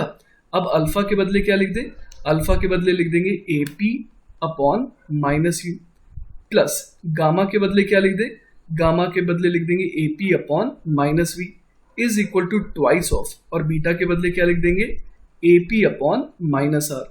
तो देखिए यहां से अपने पास क्या आ गया, यहां से अपने पास आ गया 1 upon v plus 1 upon u is equal to twice of 1 upon R. तो ये हमारे पास एक बहुत ही ज्यादा इंपॉर्टेंट रिजल्ट आ गया है, ठीक है ना। तो देखिए बच्चों, इस रिजल्ट को अगर हम लोग एनालाइज करें तो बहुत ही प्यारा रिजल्ट आया। ये राइट हैंड साइड जो है वो क्या है, इट इज अ कांस्टेंट, है ना। एक पर्टिकुलर मिरर के लिए तो ये क्या हो गया, कांस्टेंट हो गया। तो हम लोग ये समझ रहे हैं कि ऑब्जेक्ट को कहीं पर भी रखें, v कुछ इस तरीके से आ जाएगा सच दैट कि ये जो रेसिप्रोकल्स का समेशन है वो क्या हो जाएगा, एक कांस्टेंट वैल्यू देगा, ठीक है। तो चलिए बच्चों, अब हम लोग बात करते हैं एक बहुत ही इंपॉर्टेंट रिलेशन की, that is the relation between the focal length and the radius of curvature. तो देखिए हमारे पास जो रिलेशन आया है उसका हम लोग इस्तेमाल करके फोकल लेंथ और रेडियस ऑफ कर्वेचर के बीच में रिलेशन निकाल सकते हैं। आइए देखते हैं कैसे। अभी तक हमें पता है कि 1 upon v plus 1 upon u is equal to क्या होता है, 2 अपॉन आर होता है ना। अब मान लीजिए कि मैं जो ऑब्जेक्ट है उसे कैसा ले रहा हूँ, very very far away from the mirror. तो मान लीजिए कि u की वैल्यू क्या हो गई, u is tending to minus infinity. तो हम लोग यही कह सकते हैं ना कि अगर u बहुत दूर है, मतलब ऑब्जेक्ट बहुत दूर है, जिस केस में u is tending to minus infinity हो गया, तो उस केस में जो है रेज कैसी होंगी, दे विल बी पैरेलल, है ना, they will be parallel to the principal axis. और उस केस में हम लोग कह सकते हैं कि इमेज कहाँ पर बनेगी, image will be formed at the focus, है ना, यही तो हम लोगों ने पढ़ा है। तो यहाँ पर हम लोग बोल सकते हैं कि उस पर्टिकुलर केस में जो इमेज का कोऑर्डिनेट होगा उसे ही तो हम लोग f कहेंगे। तो यहाँ से देखिए क्या आ गया, 1 अपॉन एफ, और यहाँ पर जो 1 अपॉन यू वाला टर्म है वो तो 0 हो गया, तो is equal to 2 upon r आ गया। तो देखिए हमारे पास f की वैल्यू क्या आ गई, f is equal to R upon 2। मतलब कि एक पर्टिकुलर, है ना, एक पर्टिकुलर मिरर के लिए हम लोग कह सकते हैं कि जो फोकस है वो क्या होता है, फिक्स्ड होता है, और उसकी वैल्यू क्या होती है, r अपॉन 2 होती है, ठीक है। मतलब इसके कहने का मतलब क्या हुआ कि जो फोकस है वो एग्जैक्टली कहां पर होगा, पोल और सेंटर ऑफ कर्वेचर के बीचों बीच लाई करेगा फोकस, है ना। तो चलिए बच्चों, अब हम लोग सवाल पर आ जाते हैं। पहला सवाल है, अ convex mirror has its radius of curvature 20 centimetre, find the position of the image of an object placed at a distance of 12 centimetre from the mirror. तो देखिए हमारे को जैसा दे रखा है, हमारे को एक कॉन्वेक्स मिरर दिया हुआ है ना, और कॉन्वेक्स मिरर के केस में क्या दे रखा है कि यहाँ पर जो ऑब्जेक्ट है ना, वो कहाँ पर है, वो actually 12 centimetre from the mirror है। तो चलिए मैं यहाँ पर दिखा देता हूँ कि यहाँ पर ऑब्जेक्ट है, और जो रेडियस ऑफ कर्वेचर है वो कितना है, 20 सेंटीमीटर। तो इट इज क्वाइट ऑब्वियस कि कॉन्वेक्स मिरर के केस में जो इसका सेंटर ऑफ कर्वेचर है वो कहीं राइट साइड में आएगा, है ना। तो यहाँ पर मैं दिखा देता हूँ कि ये सेंटर ऑफ कर्वेचर है। तो अब हमें बताना है कि पोजीशन क्या होगी ऑब्जेक्ट इमेज की, है ना। तो यहाँ पर हम लोग सबसे पहले देख सकते हैं कि ऑब्जेक्ट को हमने लेफ्ट साइड में माना है, तो इससे रेज कैसे निकलेंगी, लेफ्ट टू राइट। इसका मतलब अगर इसे मैं पोल कह रहा हूँ तो जो सेंटर ऑफ कर्वेचर का कोऑर्डिनेट हो जाएगा वो क्या हो जाएगा, पॉजिटिव, है ना। इधर वाली चीजें पॉजिटिव हो जाएंगी और पोल के लेफ्ट वाली चीजें नेगेटिव हो जाएंगी। मतलब अगर मैं u लिखना चाहूं तो u क्या लिखूंगा, -12 सेंटीमीटर, और अगर मैं r लिखना चाहूं तो r को क्या लिखूंगा, मैं r के लिखूंगा +20 सेंटीमीटर। अब हमें पता है कि 1/v + 1/u is equal to होता है 2/r। तो अगर इसका हम लोग यूज करें तो हमारे पास क्या आ जाएगा, 1/v is equal to 2/r minus 1/u। तो अब यहाँ पर भर देते हैं वैल्यूज, 2/r की वैल्यू 20 और माइनस ऑफ 1/u, तो ये तो -12 है ना। तो यहाँ से क्या आ जाएगा हमारे पास, 1/v की वैल्यू आ जा रही है, देखिए कितनी, 1/10 + 1/12। तो इसको चलिए सॉल्व करते हैं। ये आ जाएगा हमारे पास 60 और ये 10 6 और इधर आ जाएगा 5, है ना। तो ये कितना आ गया, 11/60। तो यहाँ से हमारे पास v कितना आ गया, v आ गया 60/11 सेंटीमीटर। ठीक है, तो v जो है वो कैसा आ रहा है हमारा, v आप देख सकते हैं कि आ रहा है पॉजिटिव, है ना। This is positive. पॉजिटिव आने का मतलब क्या हुआ बच्चों, पॉजिटिव आने का ये मतलब हो गया कि इमेज जो है वो पोल के राइट साइड में बन रही है, और पोल के राइट साइड में अगर इमेज बन रही है तो वो तो रियल इंटरसेक्शन ऑफ रे से हो ही नहीं सकता है ना, क्योंकि मिरर को चीरते हुए तो रे नहीं जा सकती है ना। तो इसका मतलब ये हो गया कि अगर v पॉजिटिव आ रहा है इस केस में तो इमेज कैसी हो गई बच्चों, इमेज जो है वो हो जाएगी वर्चुअल, है ना। तो यहां पर मैं लिख देता हूं इमेज इज वर्चुअल। ठीक है, तो अब जब बच्चों हमारे पास फाइनल आंसर आ गया तो हम लोग यहाँ पर दिखा सकते हैं रे डायग्राम, है ना। जैसे कि ऑब्जेक्ट यहाँ पर था, ऑब्जेक्ट कितना दूर था, 12 सेंटीमीटर, और सेंटर ऑफ कर्वेचर कहाँ पर था, पोल से 20 सेंटीमीटर दूर, है ना। तो इस तरीके से हम लोगों ने डिस्टेंसेस को शो कर दिया। अब देखिए जो इमेज बनी है वो कहाँ पर बनी है, 60/11, है ना, जो कि कितना हो जाएगा, this is almost equal to, है ना, ये हो जाएगा 11, 5 पॉइंट कितना हो जाएगा, ये 5.4 समथिंग, राइट, 4 समथिंग हो जाएगा। तो हम लोग ये देख पा रहे हैं यहाँ पर कि जो इमेज है वो पोल और सेंटर ऑफ कर्वेचर के कहीं बीच में बनी है ना। तो हम लोग यहाँ पर दिखा सकते हैं कि एक रे मान लीजिए गई होगी, तो उसके साथ क्या हुआ होगा, अगर मैं सेंटर ऑफ कर्वेचर और इस पॉइंट को ज्वाइन करूं तो हम लोग समझ पा रहे हैं कि एंगल ऑफ इंसिडेंस है, तो उसके हिसाब से एंगल ऑफ रिफ्लेक्शन बना करके हमने एक रे दिखा दिया। साथ ही साथ एक ऐसी रे हम लोगों ने चुनी जो पोल से टक्कर खा रही है, तो वो तो रिबाउंड कर जाएगी क्योंकि एंगल ऑफ इंसिडेंस 0 है। तो अगर वो रिबाउंड कर गई तो हम लोग देख पा रहे हैं कि ऐसा लग रहा है इसे देख करके और इसे देख करके कि ये जो रे है ना, वो कहीं से निकल रही है, और किस पॉइंट से निकल रही है, तो इस पॉइंट से निकल रही है। तो यहाँ पर हम लोग क्या कह देंगे कि क्या है, यहाँ पर बनी है वर्चुअल इमेज, है ना, क्योंकि अगर कोई आंख होगी तो उसको इन दोनों रेज को इंटरप्रेट करके क्या लगेगा कि जो इमेज है वो कहीं यहाँ पर है। ठीक है, तो चलिए बच्चों अब हम लोग देखते हैं कॉनकेव मिरर की वजह से, है ना, जो इमेज फॉर्मेशन होता है उसको एनालाइज करते हैं। तो सबसे पहले शुरुआत करते हैं जब ऑब्जेक्ट क्या हो, बहुत दूर हो, है ना, इस मिरर से। तो मैंने ऑब्जेक्ट को कहाँ दिखाया, बहुत बहुत दूर दिखाया, almost tending to infinity distance पर। तो इस केस में u क्या हो जाएगा, u will be almost -infinity. और उस केस में देखिए इमेज हम लोग कैसे बनाएंगे, यहाँ पर देखिए 1/v + 1/u is equal to क्या हो जाता है, यहाँ पर ये हो जाता है 1/f के बराबर। तो हम लोग समझ पा रहे हैं कि 1/u वाला टर्म जो है इस केस में क्या हो जाएगा, इट विल बी 0। तो यहाँ से v बराबर क्या आ जा रहा है, f आ जा रहा है। इसका मतलब कि इमेज जो है ना, वो कहाँ पर बनेगी, फोकस पर बनेगी। ठीक है, अब मान लीजिए बच्चों हम लोग सेकंड केस ले रहे हैं जब ऑब्जेक्ट कहाँ पर है, ऑब्जेक्ट इज बियॉन्ड सी, है ना, सी से भी दूर है, लेकिन हाँ इन्फिनिटी पर नहीं है ना, इन्फिनिटी और सी के बीच में कहीं पर है। तो हम लोग यहाँ पर इस बार क्या कर सकते हैं, रे डायग्राम बना सकते हैं, है ना। तो देखिए बच्चों इस बार मैंने रे दिखाई है ना, ऑब्जेक्ट से निकलती हुई 2 रेज दिखाई है, एक जो कि ए पॉइंट पर हिट कर रही है और एक जो पोल पर हिट कर रही है। तो जो ए पॉइंट पर हिट कर रही है वहां के लिए मैंने एंगल ऑफ इंसिडेंस और एंगल ऑफ रिफ्लेक्शन को बराबर रखते हुए रिफ्लेक्टेड रे बना दी, और ओ से जो निकलती हुई रे जो पी को हिट कर रही है वो तो रिबाउंड कर जाएगी, है ना। तो हम लोग देख पा रहे हैं कि इस बार जो इमेज है वो कहाँ पर बन रही है, the image is getting formed between C and F. तो यहाँ पर हम लोग इमेज के लिए क्या बोल सकते हैं, ये कहाँ पर फॉर्म हो रहा है, बिटवीन सी एंड एफ। चलिए बच्चों तो अब हम लोग अगला केस करते हैं जिसमें ऑब्जेक्ट कहाँ पर है, ऑब्जेक्ट जो है वो सी पर ही है ना, मतलब object is at centre of curvature. तो अब हम लोग अगेन क्या करेंगे, दो रेज लेंगे। एक तो चलिए मैंने सीधा पी पर हिट करवा दिया जो रिबाउंड कर जाएगा। अगली रे कहीं पर भी ले लेते हैं, लेटर से कि मैंने यहां पर ले लिया है ना। तो अब ये क्या होगा, ये जब हिट करेगा इस पॉइंट को तो ये भी रिबाउंड कर जाएगा, है ना, क्योंकि ये जो हिट कर रहा है रे वो नॉर्मली हिट कर रहा है ना। तो हम लोग ये समझ पा रहे हैं कि ये दोनों रेज जो है वो कहां पर मीट कर रही है, इन दोनों रेज का एक्चुअल में इंटरसेक्शन हो रहा है at the centre of curvature. तो जहां पर ऑब्जेक्ट है वहीं पर फिर से क्या आ गया, इमेज भी आ गया। मतलब सेंटर ऑफ कर्वेचर, ऑब्जेक्ट और इमेज तीनों एक ही लोकेशन पर आ गए। तो ऑब्जेक्ट कैसा है, रियल, सॉरी इमेज कैसा है, रियल है, और साथ ही साथ वो कहां पर फॉर्म हो रहा है, एट सेंटर ऑफ कर्वेचर। ठीक है ना। तो इस बार बच्चों केस 4 में हम लोग एक काम करते हैं, ऑब्जेक्ट को सी और एफ के बीच में कहीं पर रख देते हैं ना, यहां पर ऑब्जेक्ट है।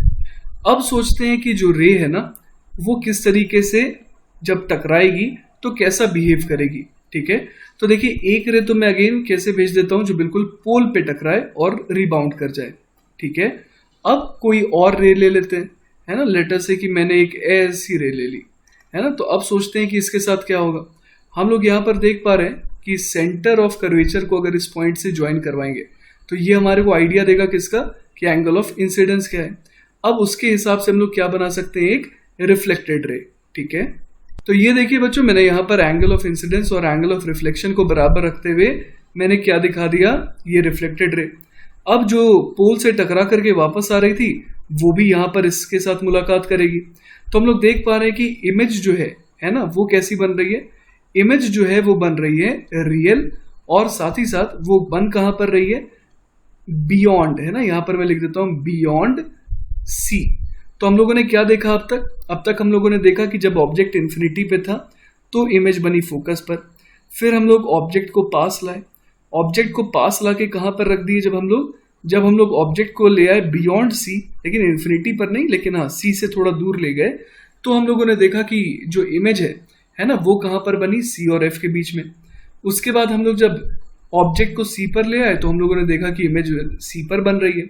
फिर हम लोग जब सी और एफ के बीच में ऑब्जेक्ट को ले आए तो हम लोग देख पा रहे हैं कि इमेज कहां पर बन रही है, बियॉन्ड सी। ये वाला केस तो हम लोग समझ पा रहे हैं कि प्रिंसिपल ऑफ रिवर्सिबिलिटी, है ना, principle of reversibility of light से भी एक्सप्लेन किया जा सकता है कि जब ऑब्जेक्ट यहां था तो इमेज यहां बन रही थी, है ना। तो अगर ऑब्जेक्ट यहां पर होगा तो इमेज इधर बनेगी, है ना। बिल्कुल प्रिंसिपल ऑफ रिवर्सिबिलिटी तो यहां पर ओबे होगी ही होगी। तो बच्चों अब हम लोग केस लेते हैं जब ऑब्जेक्ट कहां पर है, एट फोकस, है ना, एग्जैक्टली जब फोकस पर है तब हम लोग क्या देख पा रहे हैं। आइए रे डायग्राम बना करके देखते हैं। हम लोग इस बार देख पा रहे हैं बच्चों कि जैसे अगर एक रे मैंने इस तरीके से ड्रॉ करी, है ना, तो हम लोग जानते हैं कि टकराने के बाद क्या होगा, इट विल बिकम पैरेलल, है ना, it will become parallel to the principal axis. और एक और रे अगर मैं लूं, है ना, जो बिल्कुल पोल पे हिट कर रही है, तो वो भी क्या होगी, रिबाउंड कर जाएगी। तो हम लोग देख पा रहे हैं कि ये जो रे है वो कैसी हो गई, सारी की सारी रेज जो है वो पैरेलल हो गई। तो इसीलिए इनका इंटरसेक्शन जो है वो कहीं पर भी नहीं होगा, है ना, किसी फाइनाइट पोजीशन पर तो इसका इंटरसेक्शन नहीं होगा। इसीलिए हम लोग इमेज बोलते हैं कि वो क्या हो गई, नॉट डिफाइंड। क्लियर है ये बात। तो एग्जैक्टली जब ऑब्जेक्ट फोकस पर होता है तब हम लोग बोलते हैं कि जो इमेज है वो नॉट डिफाइंड है। लेकिन अगर मान लीजिए कि ऑब्जेक्ट जो है वो जस्ट फोकस के इधर हुआ, है ना, मान लीजिए फोकस के बहुत पास है लेकिन still it is between C and F, तो हम लोग ये कहेंगे कि इमेज जो है वो रियल बनेगी। और इमेज रियल बनेगी तो इसका मतलब हो गया कि वो जो इंटरसेक्शन होगा रेज का वो एक्चुअल होगा, और it will be towards the left of the mirror, है ना। तो वो बहुत पीछे बनेगी, बहुत दूर बनेगी मिरर से।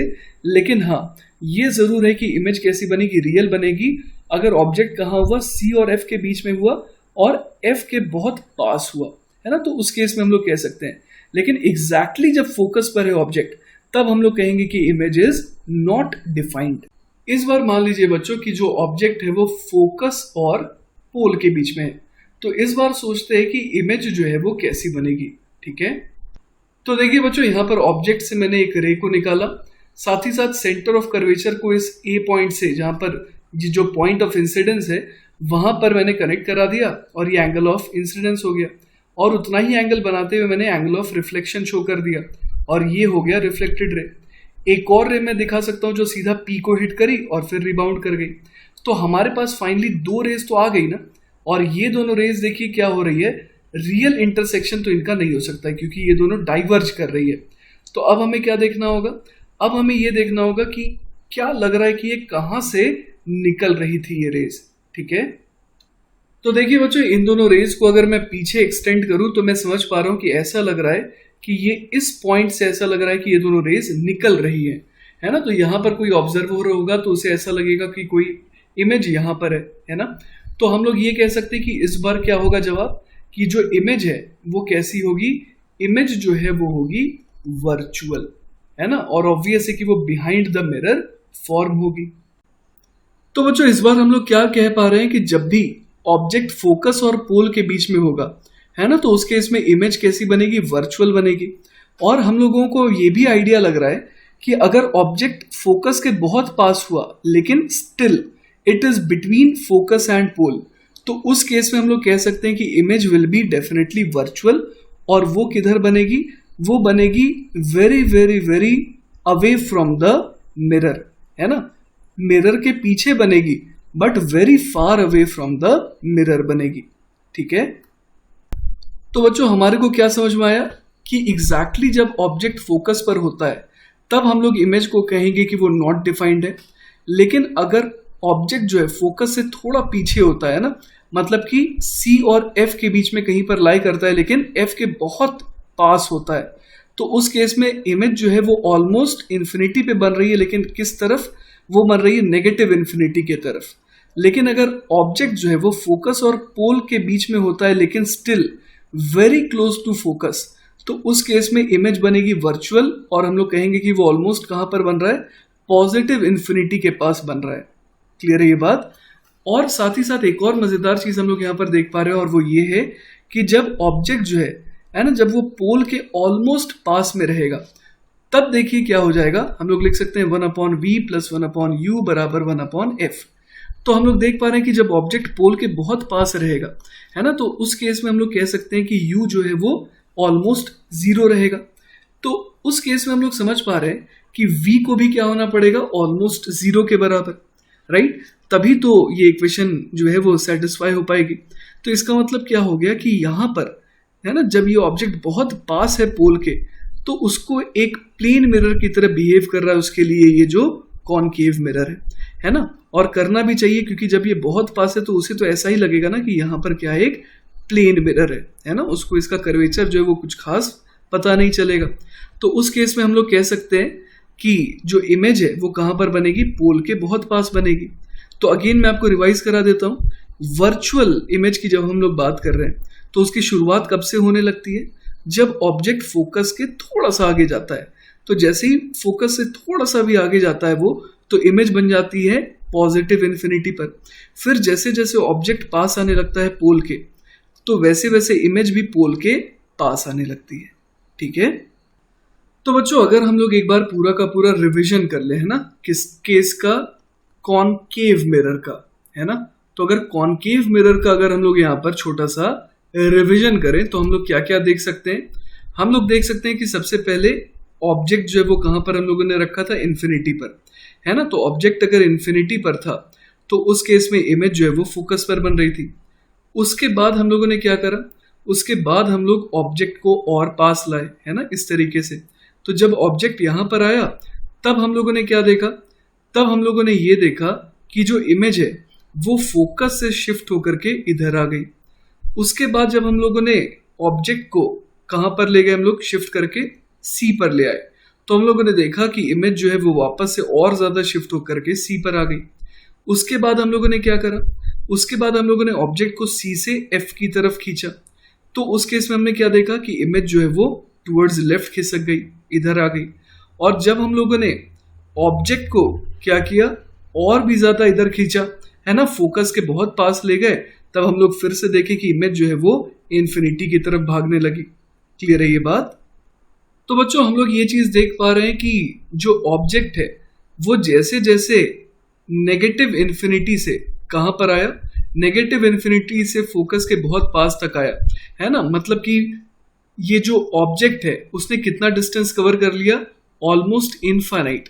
तो उतने देर में हम लोग देख पा रहे हैं कि क्या हो रहा है, इमेज जो है वो कहां से कहां जा रही है, इमेज जो है वो हम लोग देख पा रहे हैं कि फोकस से किधर चली गई शिफ्ट होते होते, फोकस से शिफ्ट होते होते वो भी नेगेटिव इन्फिनिटी तक चली गई। करेक्ट है ना यहाँ तक? तो हम लोग देख पा रहे थे कि हमेशा जब भी रियल इमेज बन रही थी तो क्या हो रहा था, जब भी उसकी वेलोसिटी जो है टुवर्ड्स राइट थी तो इमेज की वेलोसिटी टुवर्ड्स लेफ्ट थी, है ना। अब बच्चों अगर हम लोग बात करते हैं कॉनकेव मिरर के ही केस में, लेकिन जब इमेज जो है वो वर्चुअल बन रही है तो हमें पता है कि जब फोकस और पोल के बीच में, है ना, जब ऑब्जेक्ट रह रहा था तब हम लोग देख पा रहे थे कि इमेज जो है वो वर्चुअल बन रही है। फोकस से अगर थोड़ा भी आगे रहे ना, जरा सही आगे रहे, तो हम लोग देख पा रहे थे कि इमेज कहाँ बन रही है, पॉजिटिव इन्फिनिटी पर, है ना। तो हम लोग ये देख पा रहे थे कि फोकस से जैसे जैसे हम लोग आगे बढ़े, कब तक, पोल तक ही जा सकते हैं। तो हम लोग जैसे जैसे आगे बढ़ते बढ़ते पोल तक पहुंचे तो उतने देर में जो इमेज है वो कहां से कहां तक पहुंच गई, पॉजिटिव इन्फिनिटी से वो पहुंच गई कहां तक, पोल तक। तो जितने देर में ऑब्जेक्ट ने डिस्टेंस ट्रेवल करा फोकस से पोल तक का, उतनी देर में इमेज कहां से कहां ट्रेवल कर गई, पॉजिटिव इन्फिनिटी से पोल तक, है ना। और इस बार भी हम लोग देख पा रहे हैं कि फोकस से पोल, है ना, इस डायरेक्शन में जब ऑब्जेक्ट ट्रैवल कर रहा था तो इमेज जो है उसके ऑपोजिट डायरेक्शन में ट्रैवल कर रही थी। तो पूरे के पूरे कॉनकेव मिरर के सेटअप में हमने क्या देखा कि जब भी ऑब्जेक्ट राइट की तरफ जा रहा है तो इमेज लेफ्ट की तरफ जा रही है। मतलब वेलोसिटी ऑफ ऑब्जेक्ट जो है वो क्या है, हमेशा opposite to velocity of image आ रही है, ठीक है। तो बच्चों अब हम लोग बात करते हैं कॉनकेव मिरर के केस की, लेकिन जब ऑब्जेक्ट रियल नहीं बल्कि वर्चुअल हो, है ना। तो हम लोग देख पा रहे हैं कि इस बार जो रेज आ रही है वो किस तरीके की आ रही है, वो कन्वर्जिंग रेज आ रही है, जिसकी वजह से हमें फील हो रहा है कि ऑब्जेक्ट जो है वो कहां पर है, वो एक्चुअली वर्चुअल ऑब्जेक्ट है और बिहाइंड द मिरर है। तो इस केस में देखिए हम लोग क्या देख पा रहे हैं कि रियल इंटरसेक्शन ऑफ रेज हो रहा है और जो इमेज बन रही है वो कैसी बन रही है, रियल बन रही है, ठीक है। तो देखिए बच्चों इस बात को हम लोग और अच्छे से समझ सकते हैं यूजिंग द फॉर्मूला। हम लोग जानते हैं 1/v + 1/u बराबर 1/f होता है, और इस पर्टिकुलर केस में, है ना, इस पर्टिकुलर केस में हम लोग देख पा रहे हैं कि u जो है वो क्या है, पॉजिटिव है, और f जो है वो कैसा है, नेगेटिव है। तो हम लोग यहाँ पर क्या देख पा रहे हैं कि 1/v बराबर क्या आ जा रहा है, 1 some negative quantity minus 1 some positive quantity. मतलब कि 1/v तो डेफिनेटली नेगेटिव होगा, दैट मीन्स कि v जो है वो डेफिनेटली क्या होगा, नेगेटिव होगा। और v के नेगेटिव होने का मतलब क्या हुआ, इस केस में हम लोग कह सकते हैं कि जो इमेज है वो कैसी होगी, रियल होगी, है ना, क्योंकि v नेगेटिव आने का मतलब हुआ कि यहाँ पर रियल इंटरसेक्शन ऑफ रेज हो रहा है ना। इसी वजह से जो इमेज है वो किधर फॉर्म हो रही है, in front of the mirror, ठीक है। अब बच्चों हम लोग देखते हैं कॉन्वेक्स मिरर का केस, है ना। इस केस में देखिए रे डायग्राम हम लोगों ने ऑलरेडी देख रखा है और हमें ये समझ में आ रहा है कि ऑब्जेक्ट जो है जब भी रियल होगा तो उस केस में इमेज जो है वो कैसी आएगी, वर्चुअल आएगी। इसको हम लोग फॉर्मूले से भी समझ सकते हैं, 1/v + 1/u = 1/f। तो यहां से देखिए 1/v क्या आ जा रहा है, 1/f - 1/u। अब देखिए यहाँ पर f जो है वो क्या है, पॉजिटिव है, तो हम लोग यहाँ लिख देते हैं 1 some positive thing minus of u क्या है, u रियल है तो ये नेगेटिव हो जाएगा, तो minus of a negative thing. तो हम लोग यहाँ पर देख पा रहे हैं कि 1/v जो है वो कैसा आ जा रहा है, वो आ जा रहा है पॉजिटिव। तो बच्चों 1/v = पॉजिटिव आने का मतलब क्या हो गया कि v हमेशा पॉजिटिव रहेगा, और v के पॉजिटिव होने का मतलब क्या हो गया कि जो इमेज है वो हमेशा कैसी होगी, वर्चुअल होगी, है ना। It will be formed behind the mirror, ठीक है। तो चलिए बच्चों अब बात करते हैं कॉन्वेक्स मिरर की, लेकिन कब, जब ऑब्जेक्ट वर्चुअल हो। तो इस बार हम लोग यहाँ पर देख पा रहे हैं क्या कंडीशन है कि अगर ऑब्जेक्ट जो है वो पोल और फोकस के बीच में है ना, ये जो वर्चुअल ऑब्जेक्ट है जब वो पोल और फोकस के बीच में है, तब के रे डायग्राम के हिसाब से हम लोग देख पा रहे हैं क्या कि इमेज जो है वो कैसी बन रही है, वो बन रही है रियल, है ना। तो बच्चों इसको और अच्छे से अगर हम लोग समझना चाहते हैं तो we can use this mirror formula. यहाँ पर हम लोग देख पा रहे हैं कि 1/v + 1/u = 1/f है, तो 1/v कितना आ गया, 1/f - 1/u। इस बार हम लोग देख पा रहे हैं कि f भी पॉजिटिव है ना, f कैसा है, पॉजिटिव है, और हम लोग देख पा रहे हैं कि u भी कैसा है, पॉजिटिव है। तो इट इज क्वाइट ऑब्वियस, है ना, इट इज क्वाइट ऑब्वियस कि जब, है ना, जब हम लोग देख पा रहे हैं कि u जो है ना, वो छोटा होगा एज कंपेयर टू f, है ना। जब u जो है वो f के कंपैरिजन में क्या होगा, छोटा होगा, तो हम लोग देख पा रहे हैं कि 1/u क्या होगा, 1/u will be more than 1/f, और उस केस में 1/v कैसा आ जाएगा, नेगेटिव आ जाएगा, क्योंकि अगर 1/u ज्यादा है 1/f छोटा है तो उस केस में ऑब्वियस है ना कि 1/v जो है वो नेगेटिव आ जाएगा। दैट मीन्स कि उस केस में v जो है वो नेगेटिव आ जाएगा, और v नेगेटिव आने का मतलब क्या हो गया, v नेगेटिव आने का मतलब हो गया कि इमेज जो है वो रियल होगी।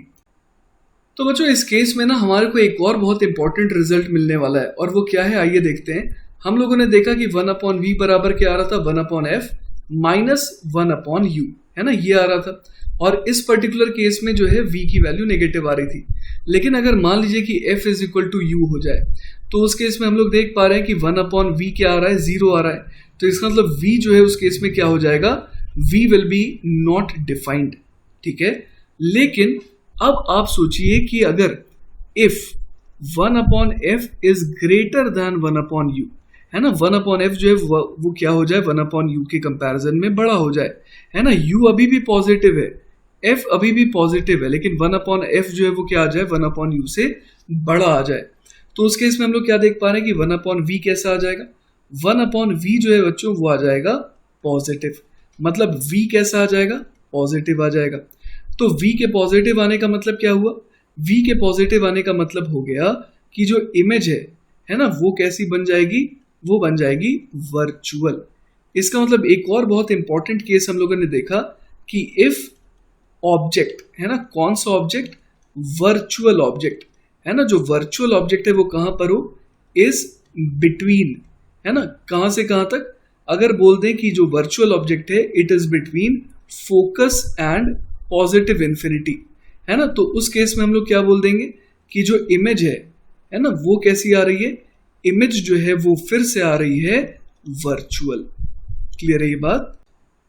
तो बच्चों अभी हम लोगों ने कॉनकेव और कॉन्वेक्स मिरर्स के केसेस को अच्छे से डिटेल में डील करा है, और हम लोगों ने ये देख रखा था कि मिरर फॉर्मूला क्या है, 1/v plus 1/u is equal to 1/f।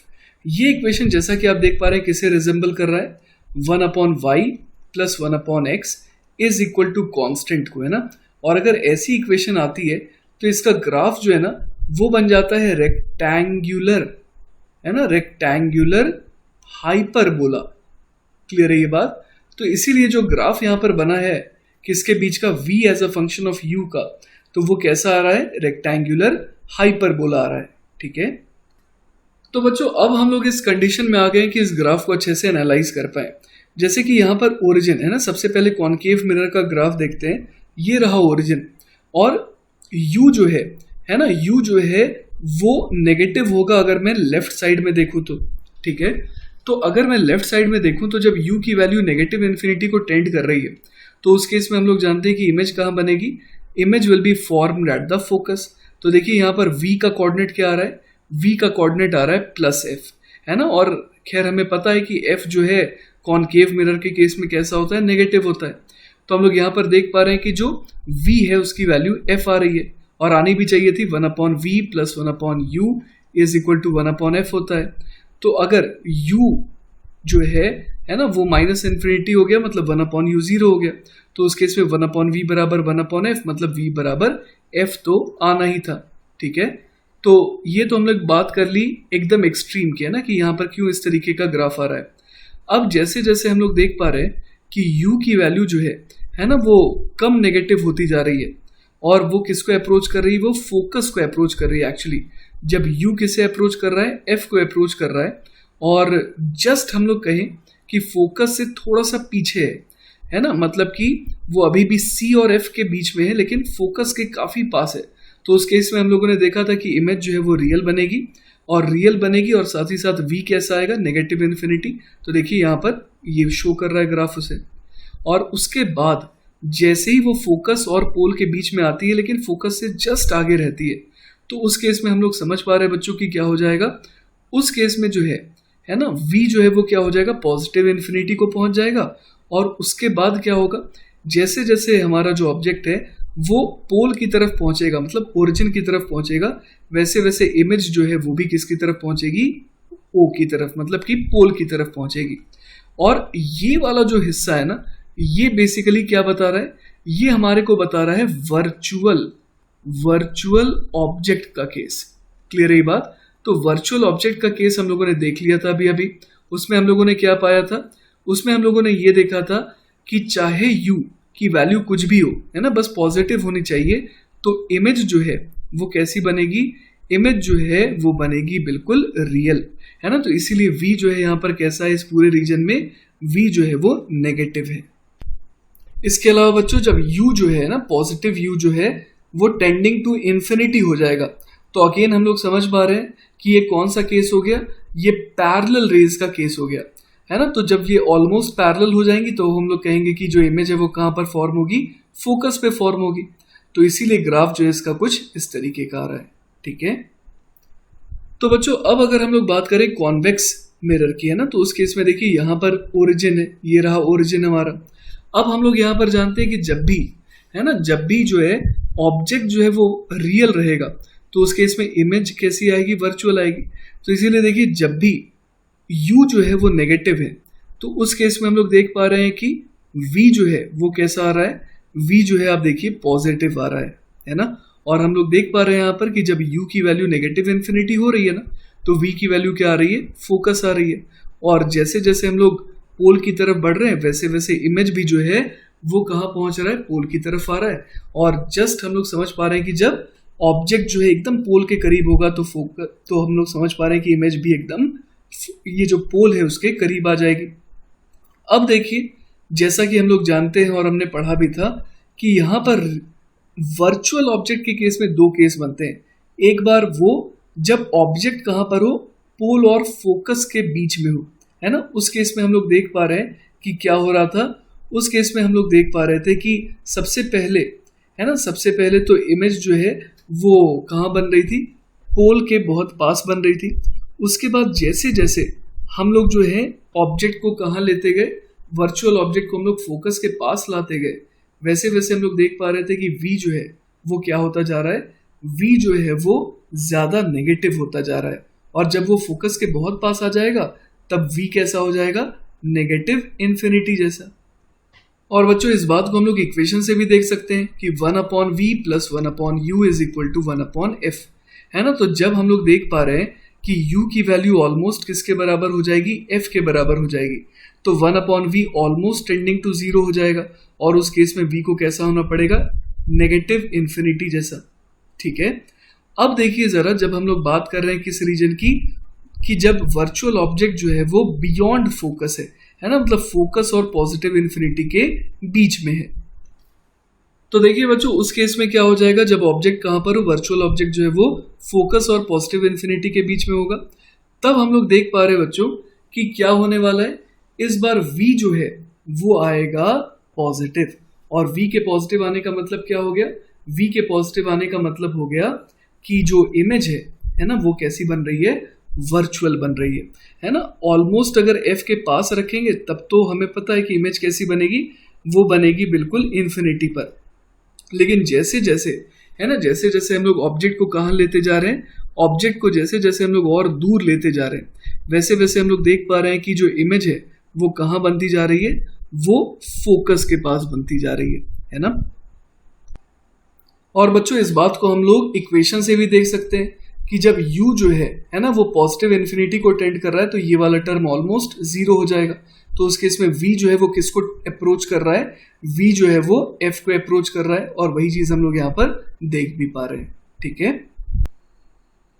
बच्चों देखिए ये जो कॉन्वेक्स मिरर है ना, उसमें मैं आपको ये वाला केस एक बार रे डायग्राम के थ्रू भी दिखाना चाह रहा था कि जब कॉन्वेक्स मिरर के केस में, है ना, जब हम लोग वर्चुअल ऑब्जेक्ट का केस ले रहे हैं, वर्चुअल ऑब्जेक्ट, और उसमें भी जब ऑब्जेक्ट कहाँ पर है? Object is between focus and positive infinity, है ना। जब फोकस और पॉजिटिव इन्फिनिटी के बीच में हमारा ऑब्जेक्ट है ना, जैसे कि हम लोग देख पा रहे हैं कि ये हमारी इनकमिंग रे थी। तो इस बार देखिए ऑब्जेक्ट जो है वो यहाँ पर है, ये हमारा सेंटर ऑफ कर्वेचर है। तो मैंने यहाँ पर दिखाया कि जो इनकमिंग इंसिडेंट रे है वो कुछ इस पॉइंट पर स्ट्राइक कर रही है। अब नॉर्मल के लिए मैंने C से यहाँ पर एक लाइन जो ड्रॉ कर दी। अब एंगल ऑफ इंसिडेंस और एंगल ऑफ रिफ्लेक्शन को बराबर करते हुए मैंने एक रे बनाया, है ना, ये हमारी रिफ्लेक्टेड रे हो गई। तो हम लोग देख पा रहे हैं बच्चों कि रिफ्लेक्शन के बाद भी क्या हो रहा है? रिफ्लेक्शन के बाद भी हम लोग देख पा रहे हैं कि रियल इंटरसेक्शन नहीं हो रहा है। किनका इंटरसेक्शन रियल नहीं हो रहा है? जो ये एक इंसिडेंट रे मैंने बनाई थी और एक और इंसिडेंट रे देखी मैंने यहाँ पर बनाई थी जो कि बिल्कुल parallel to the principal axis थी। तो हम लोग देख पा रहे हैं कि ऑब्जेक्ट भले ही वर्चुअल है और वो फोकस और हम लोग देख पा रहे हैं इस पर्टिकुलर डायग्राम के हिसाब से सी के बीच में लाई कर रहा है ना? तो भी हम लोग देख पा रहे हैं कि जब ये टकरा करके जा रही है तो भी इनका रियल इंटरसेक्शन नहीं हो रहा है और जो इमेज है वो कैसी फॉर्म होगी? वो फॉर्म होगी एक्चुअली वर्चुअल। और बच्चों अगर एग्जैक्टली देखना चाहते हैं कि इमेज कहाँ पर बन रही है तो ये देखिए मैंने क्या करा, ये जो रे है ना, जो रिफ्लेक्टेड रे है, एक तो ये वाली है ना, एक तो ये वाली रिफ्लेक्टेड रे नंबर 1 और रे नंबर 2, इन दोनों को मैंने पीछे प्रोड्यूस किया और देखा कि ये यहाँ पर बन रही है। ऐसा लग रहा है कि ये दोनों रेस किस पॉइंट से निकल रही है? इस पॉइंट से निकल रही है। तो ये हमारा क्या बन जाएगा बच्चों? इमेज बन जाएगा। तो हम लोगों ने क्या देखा? एक बहुत ही मजेदार केस देखा कि कॉन्वेक्स मिरर के केस में है ना, अगर वर्चुअल ऑब्जेक्ट होता है तो जरूरी नहीं कि इमेज रियल ही बने, है ना। लेकिन कॉनकेव मिरर में ऐसा नहीं। कॉनकेव मिरर में क्या होता था कि अगर ऑब्जेक्ट वर्चुअल है तो इमेज रियल ही बनती थी। लेकिन कॉन्वेक्स मिरर में क्या होता है कि अगर ऑब्जेक्ट वर्चुअल है तो इमेज रियल भी बन सकती है और वर्चुअल भी बन सकती है। रियल कब बनेगी? जब ऑब्जेक्ट कहाँ हो? पोल और फोकस के बीच में हो। और ये वर्चुअल कब बनेगी? जब हमारा जो ऑब्जेक्ट है वो फोकस और पॉजिटिव इन्फिनिटी के बीच में हो। क्लियर है ये बात? तो बच्चों इसी के साथ हमारे तीसरे लेक्चर के पहले पार्ट का एंड होता है ना। इसके बाद वाले लेक्चर में हम लोग फर्दर स्फेरिकल मिरर्स को और आगे बढ़ाएंगे, है ना। इस लेक्चर में हम लोगों ने बेसिकली पॉइंट इमेजेस के बारे में बात करी है। अगले लेक्चर में हम लोग एक्सटेंडेड ऑब्जेक्ट्स के लिए भी बातें करेंगे, ठीक है। ऑल राइट बच्चों, टेक केयर, बाय बाय।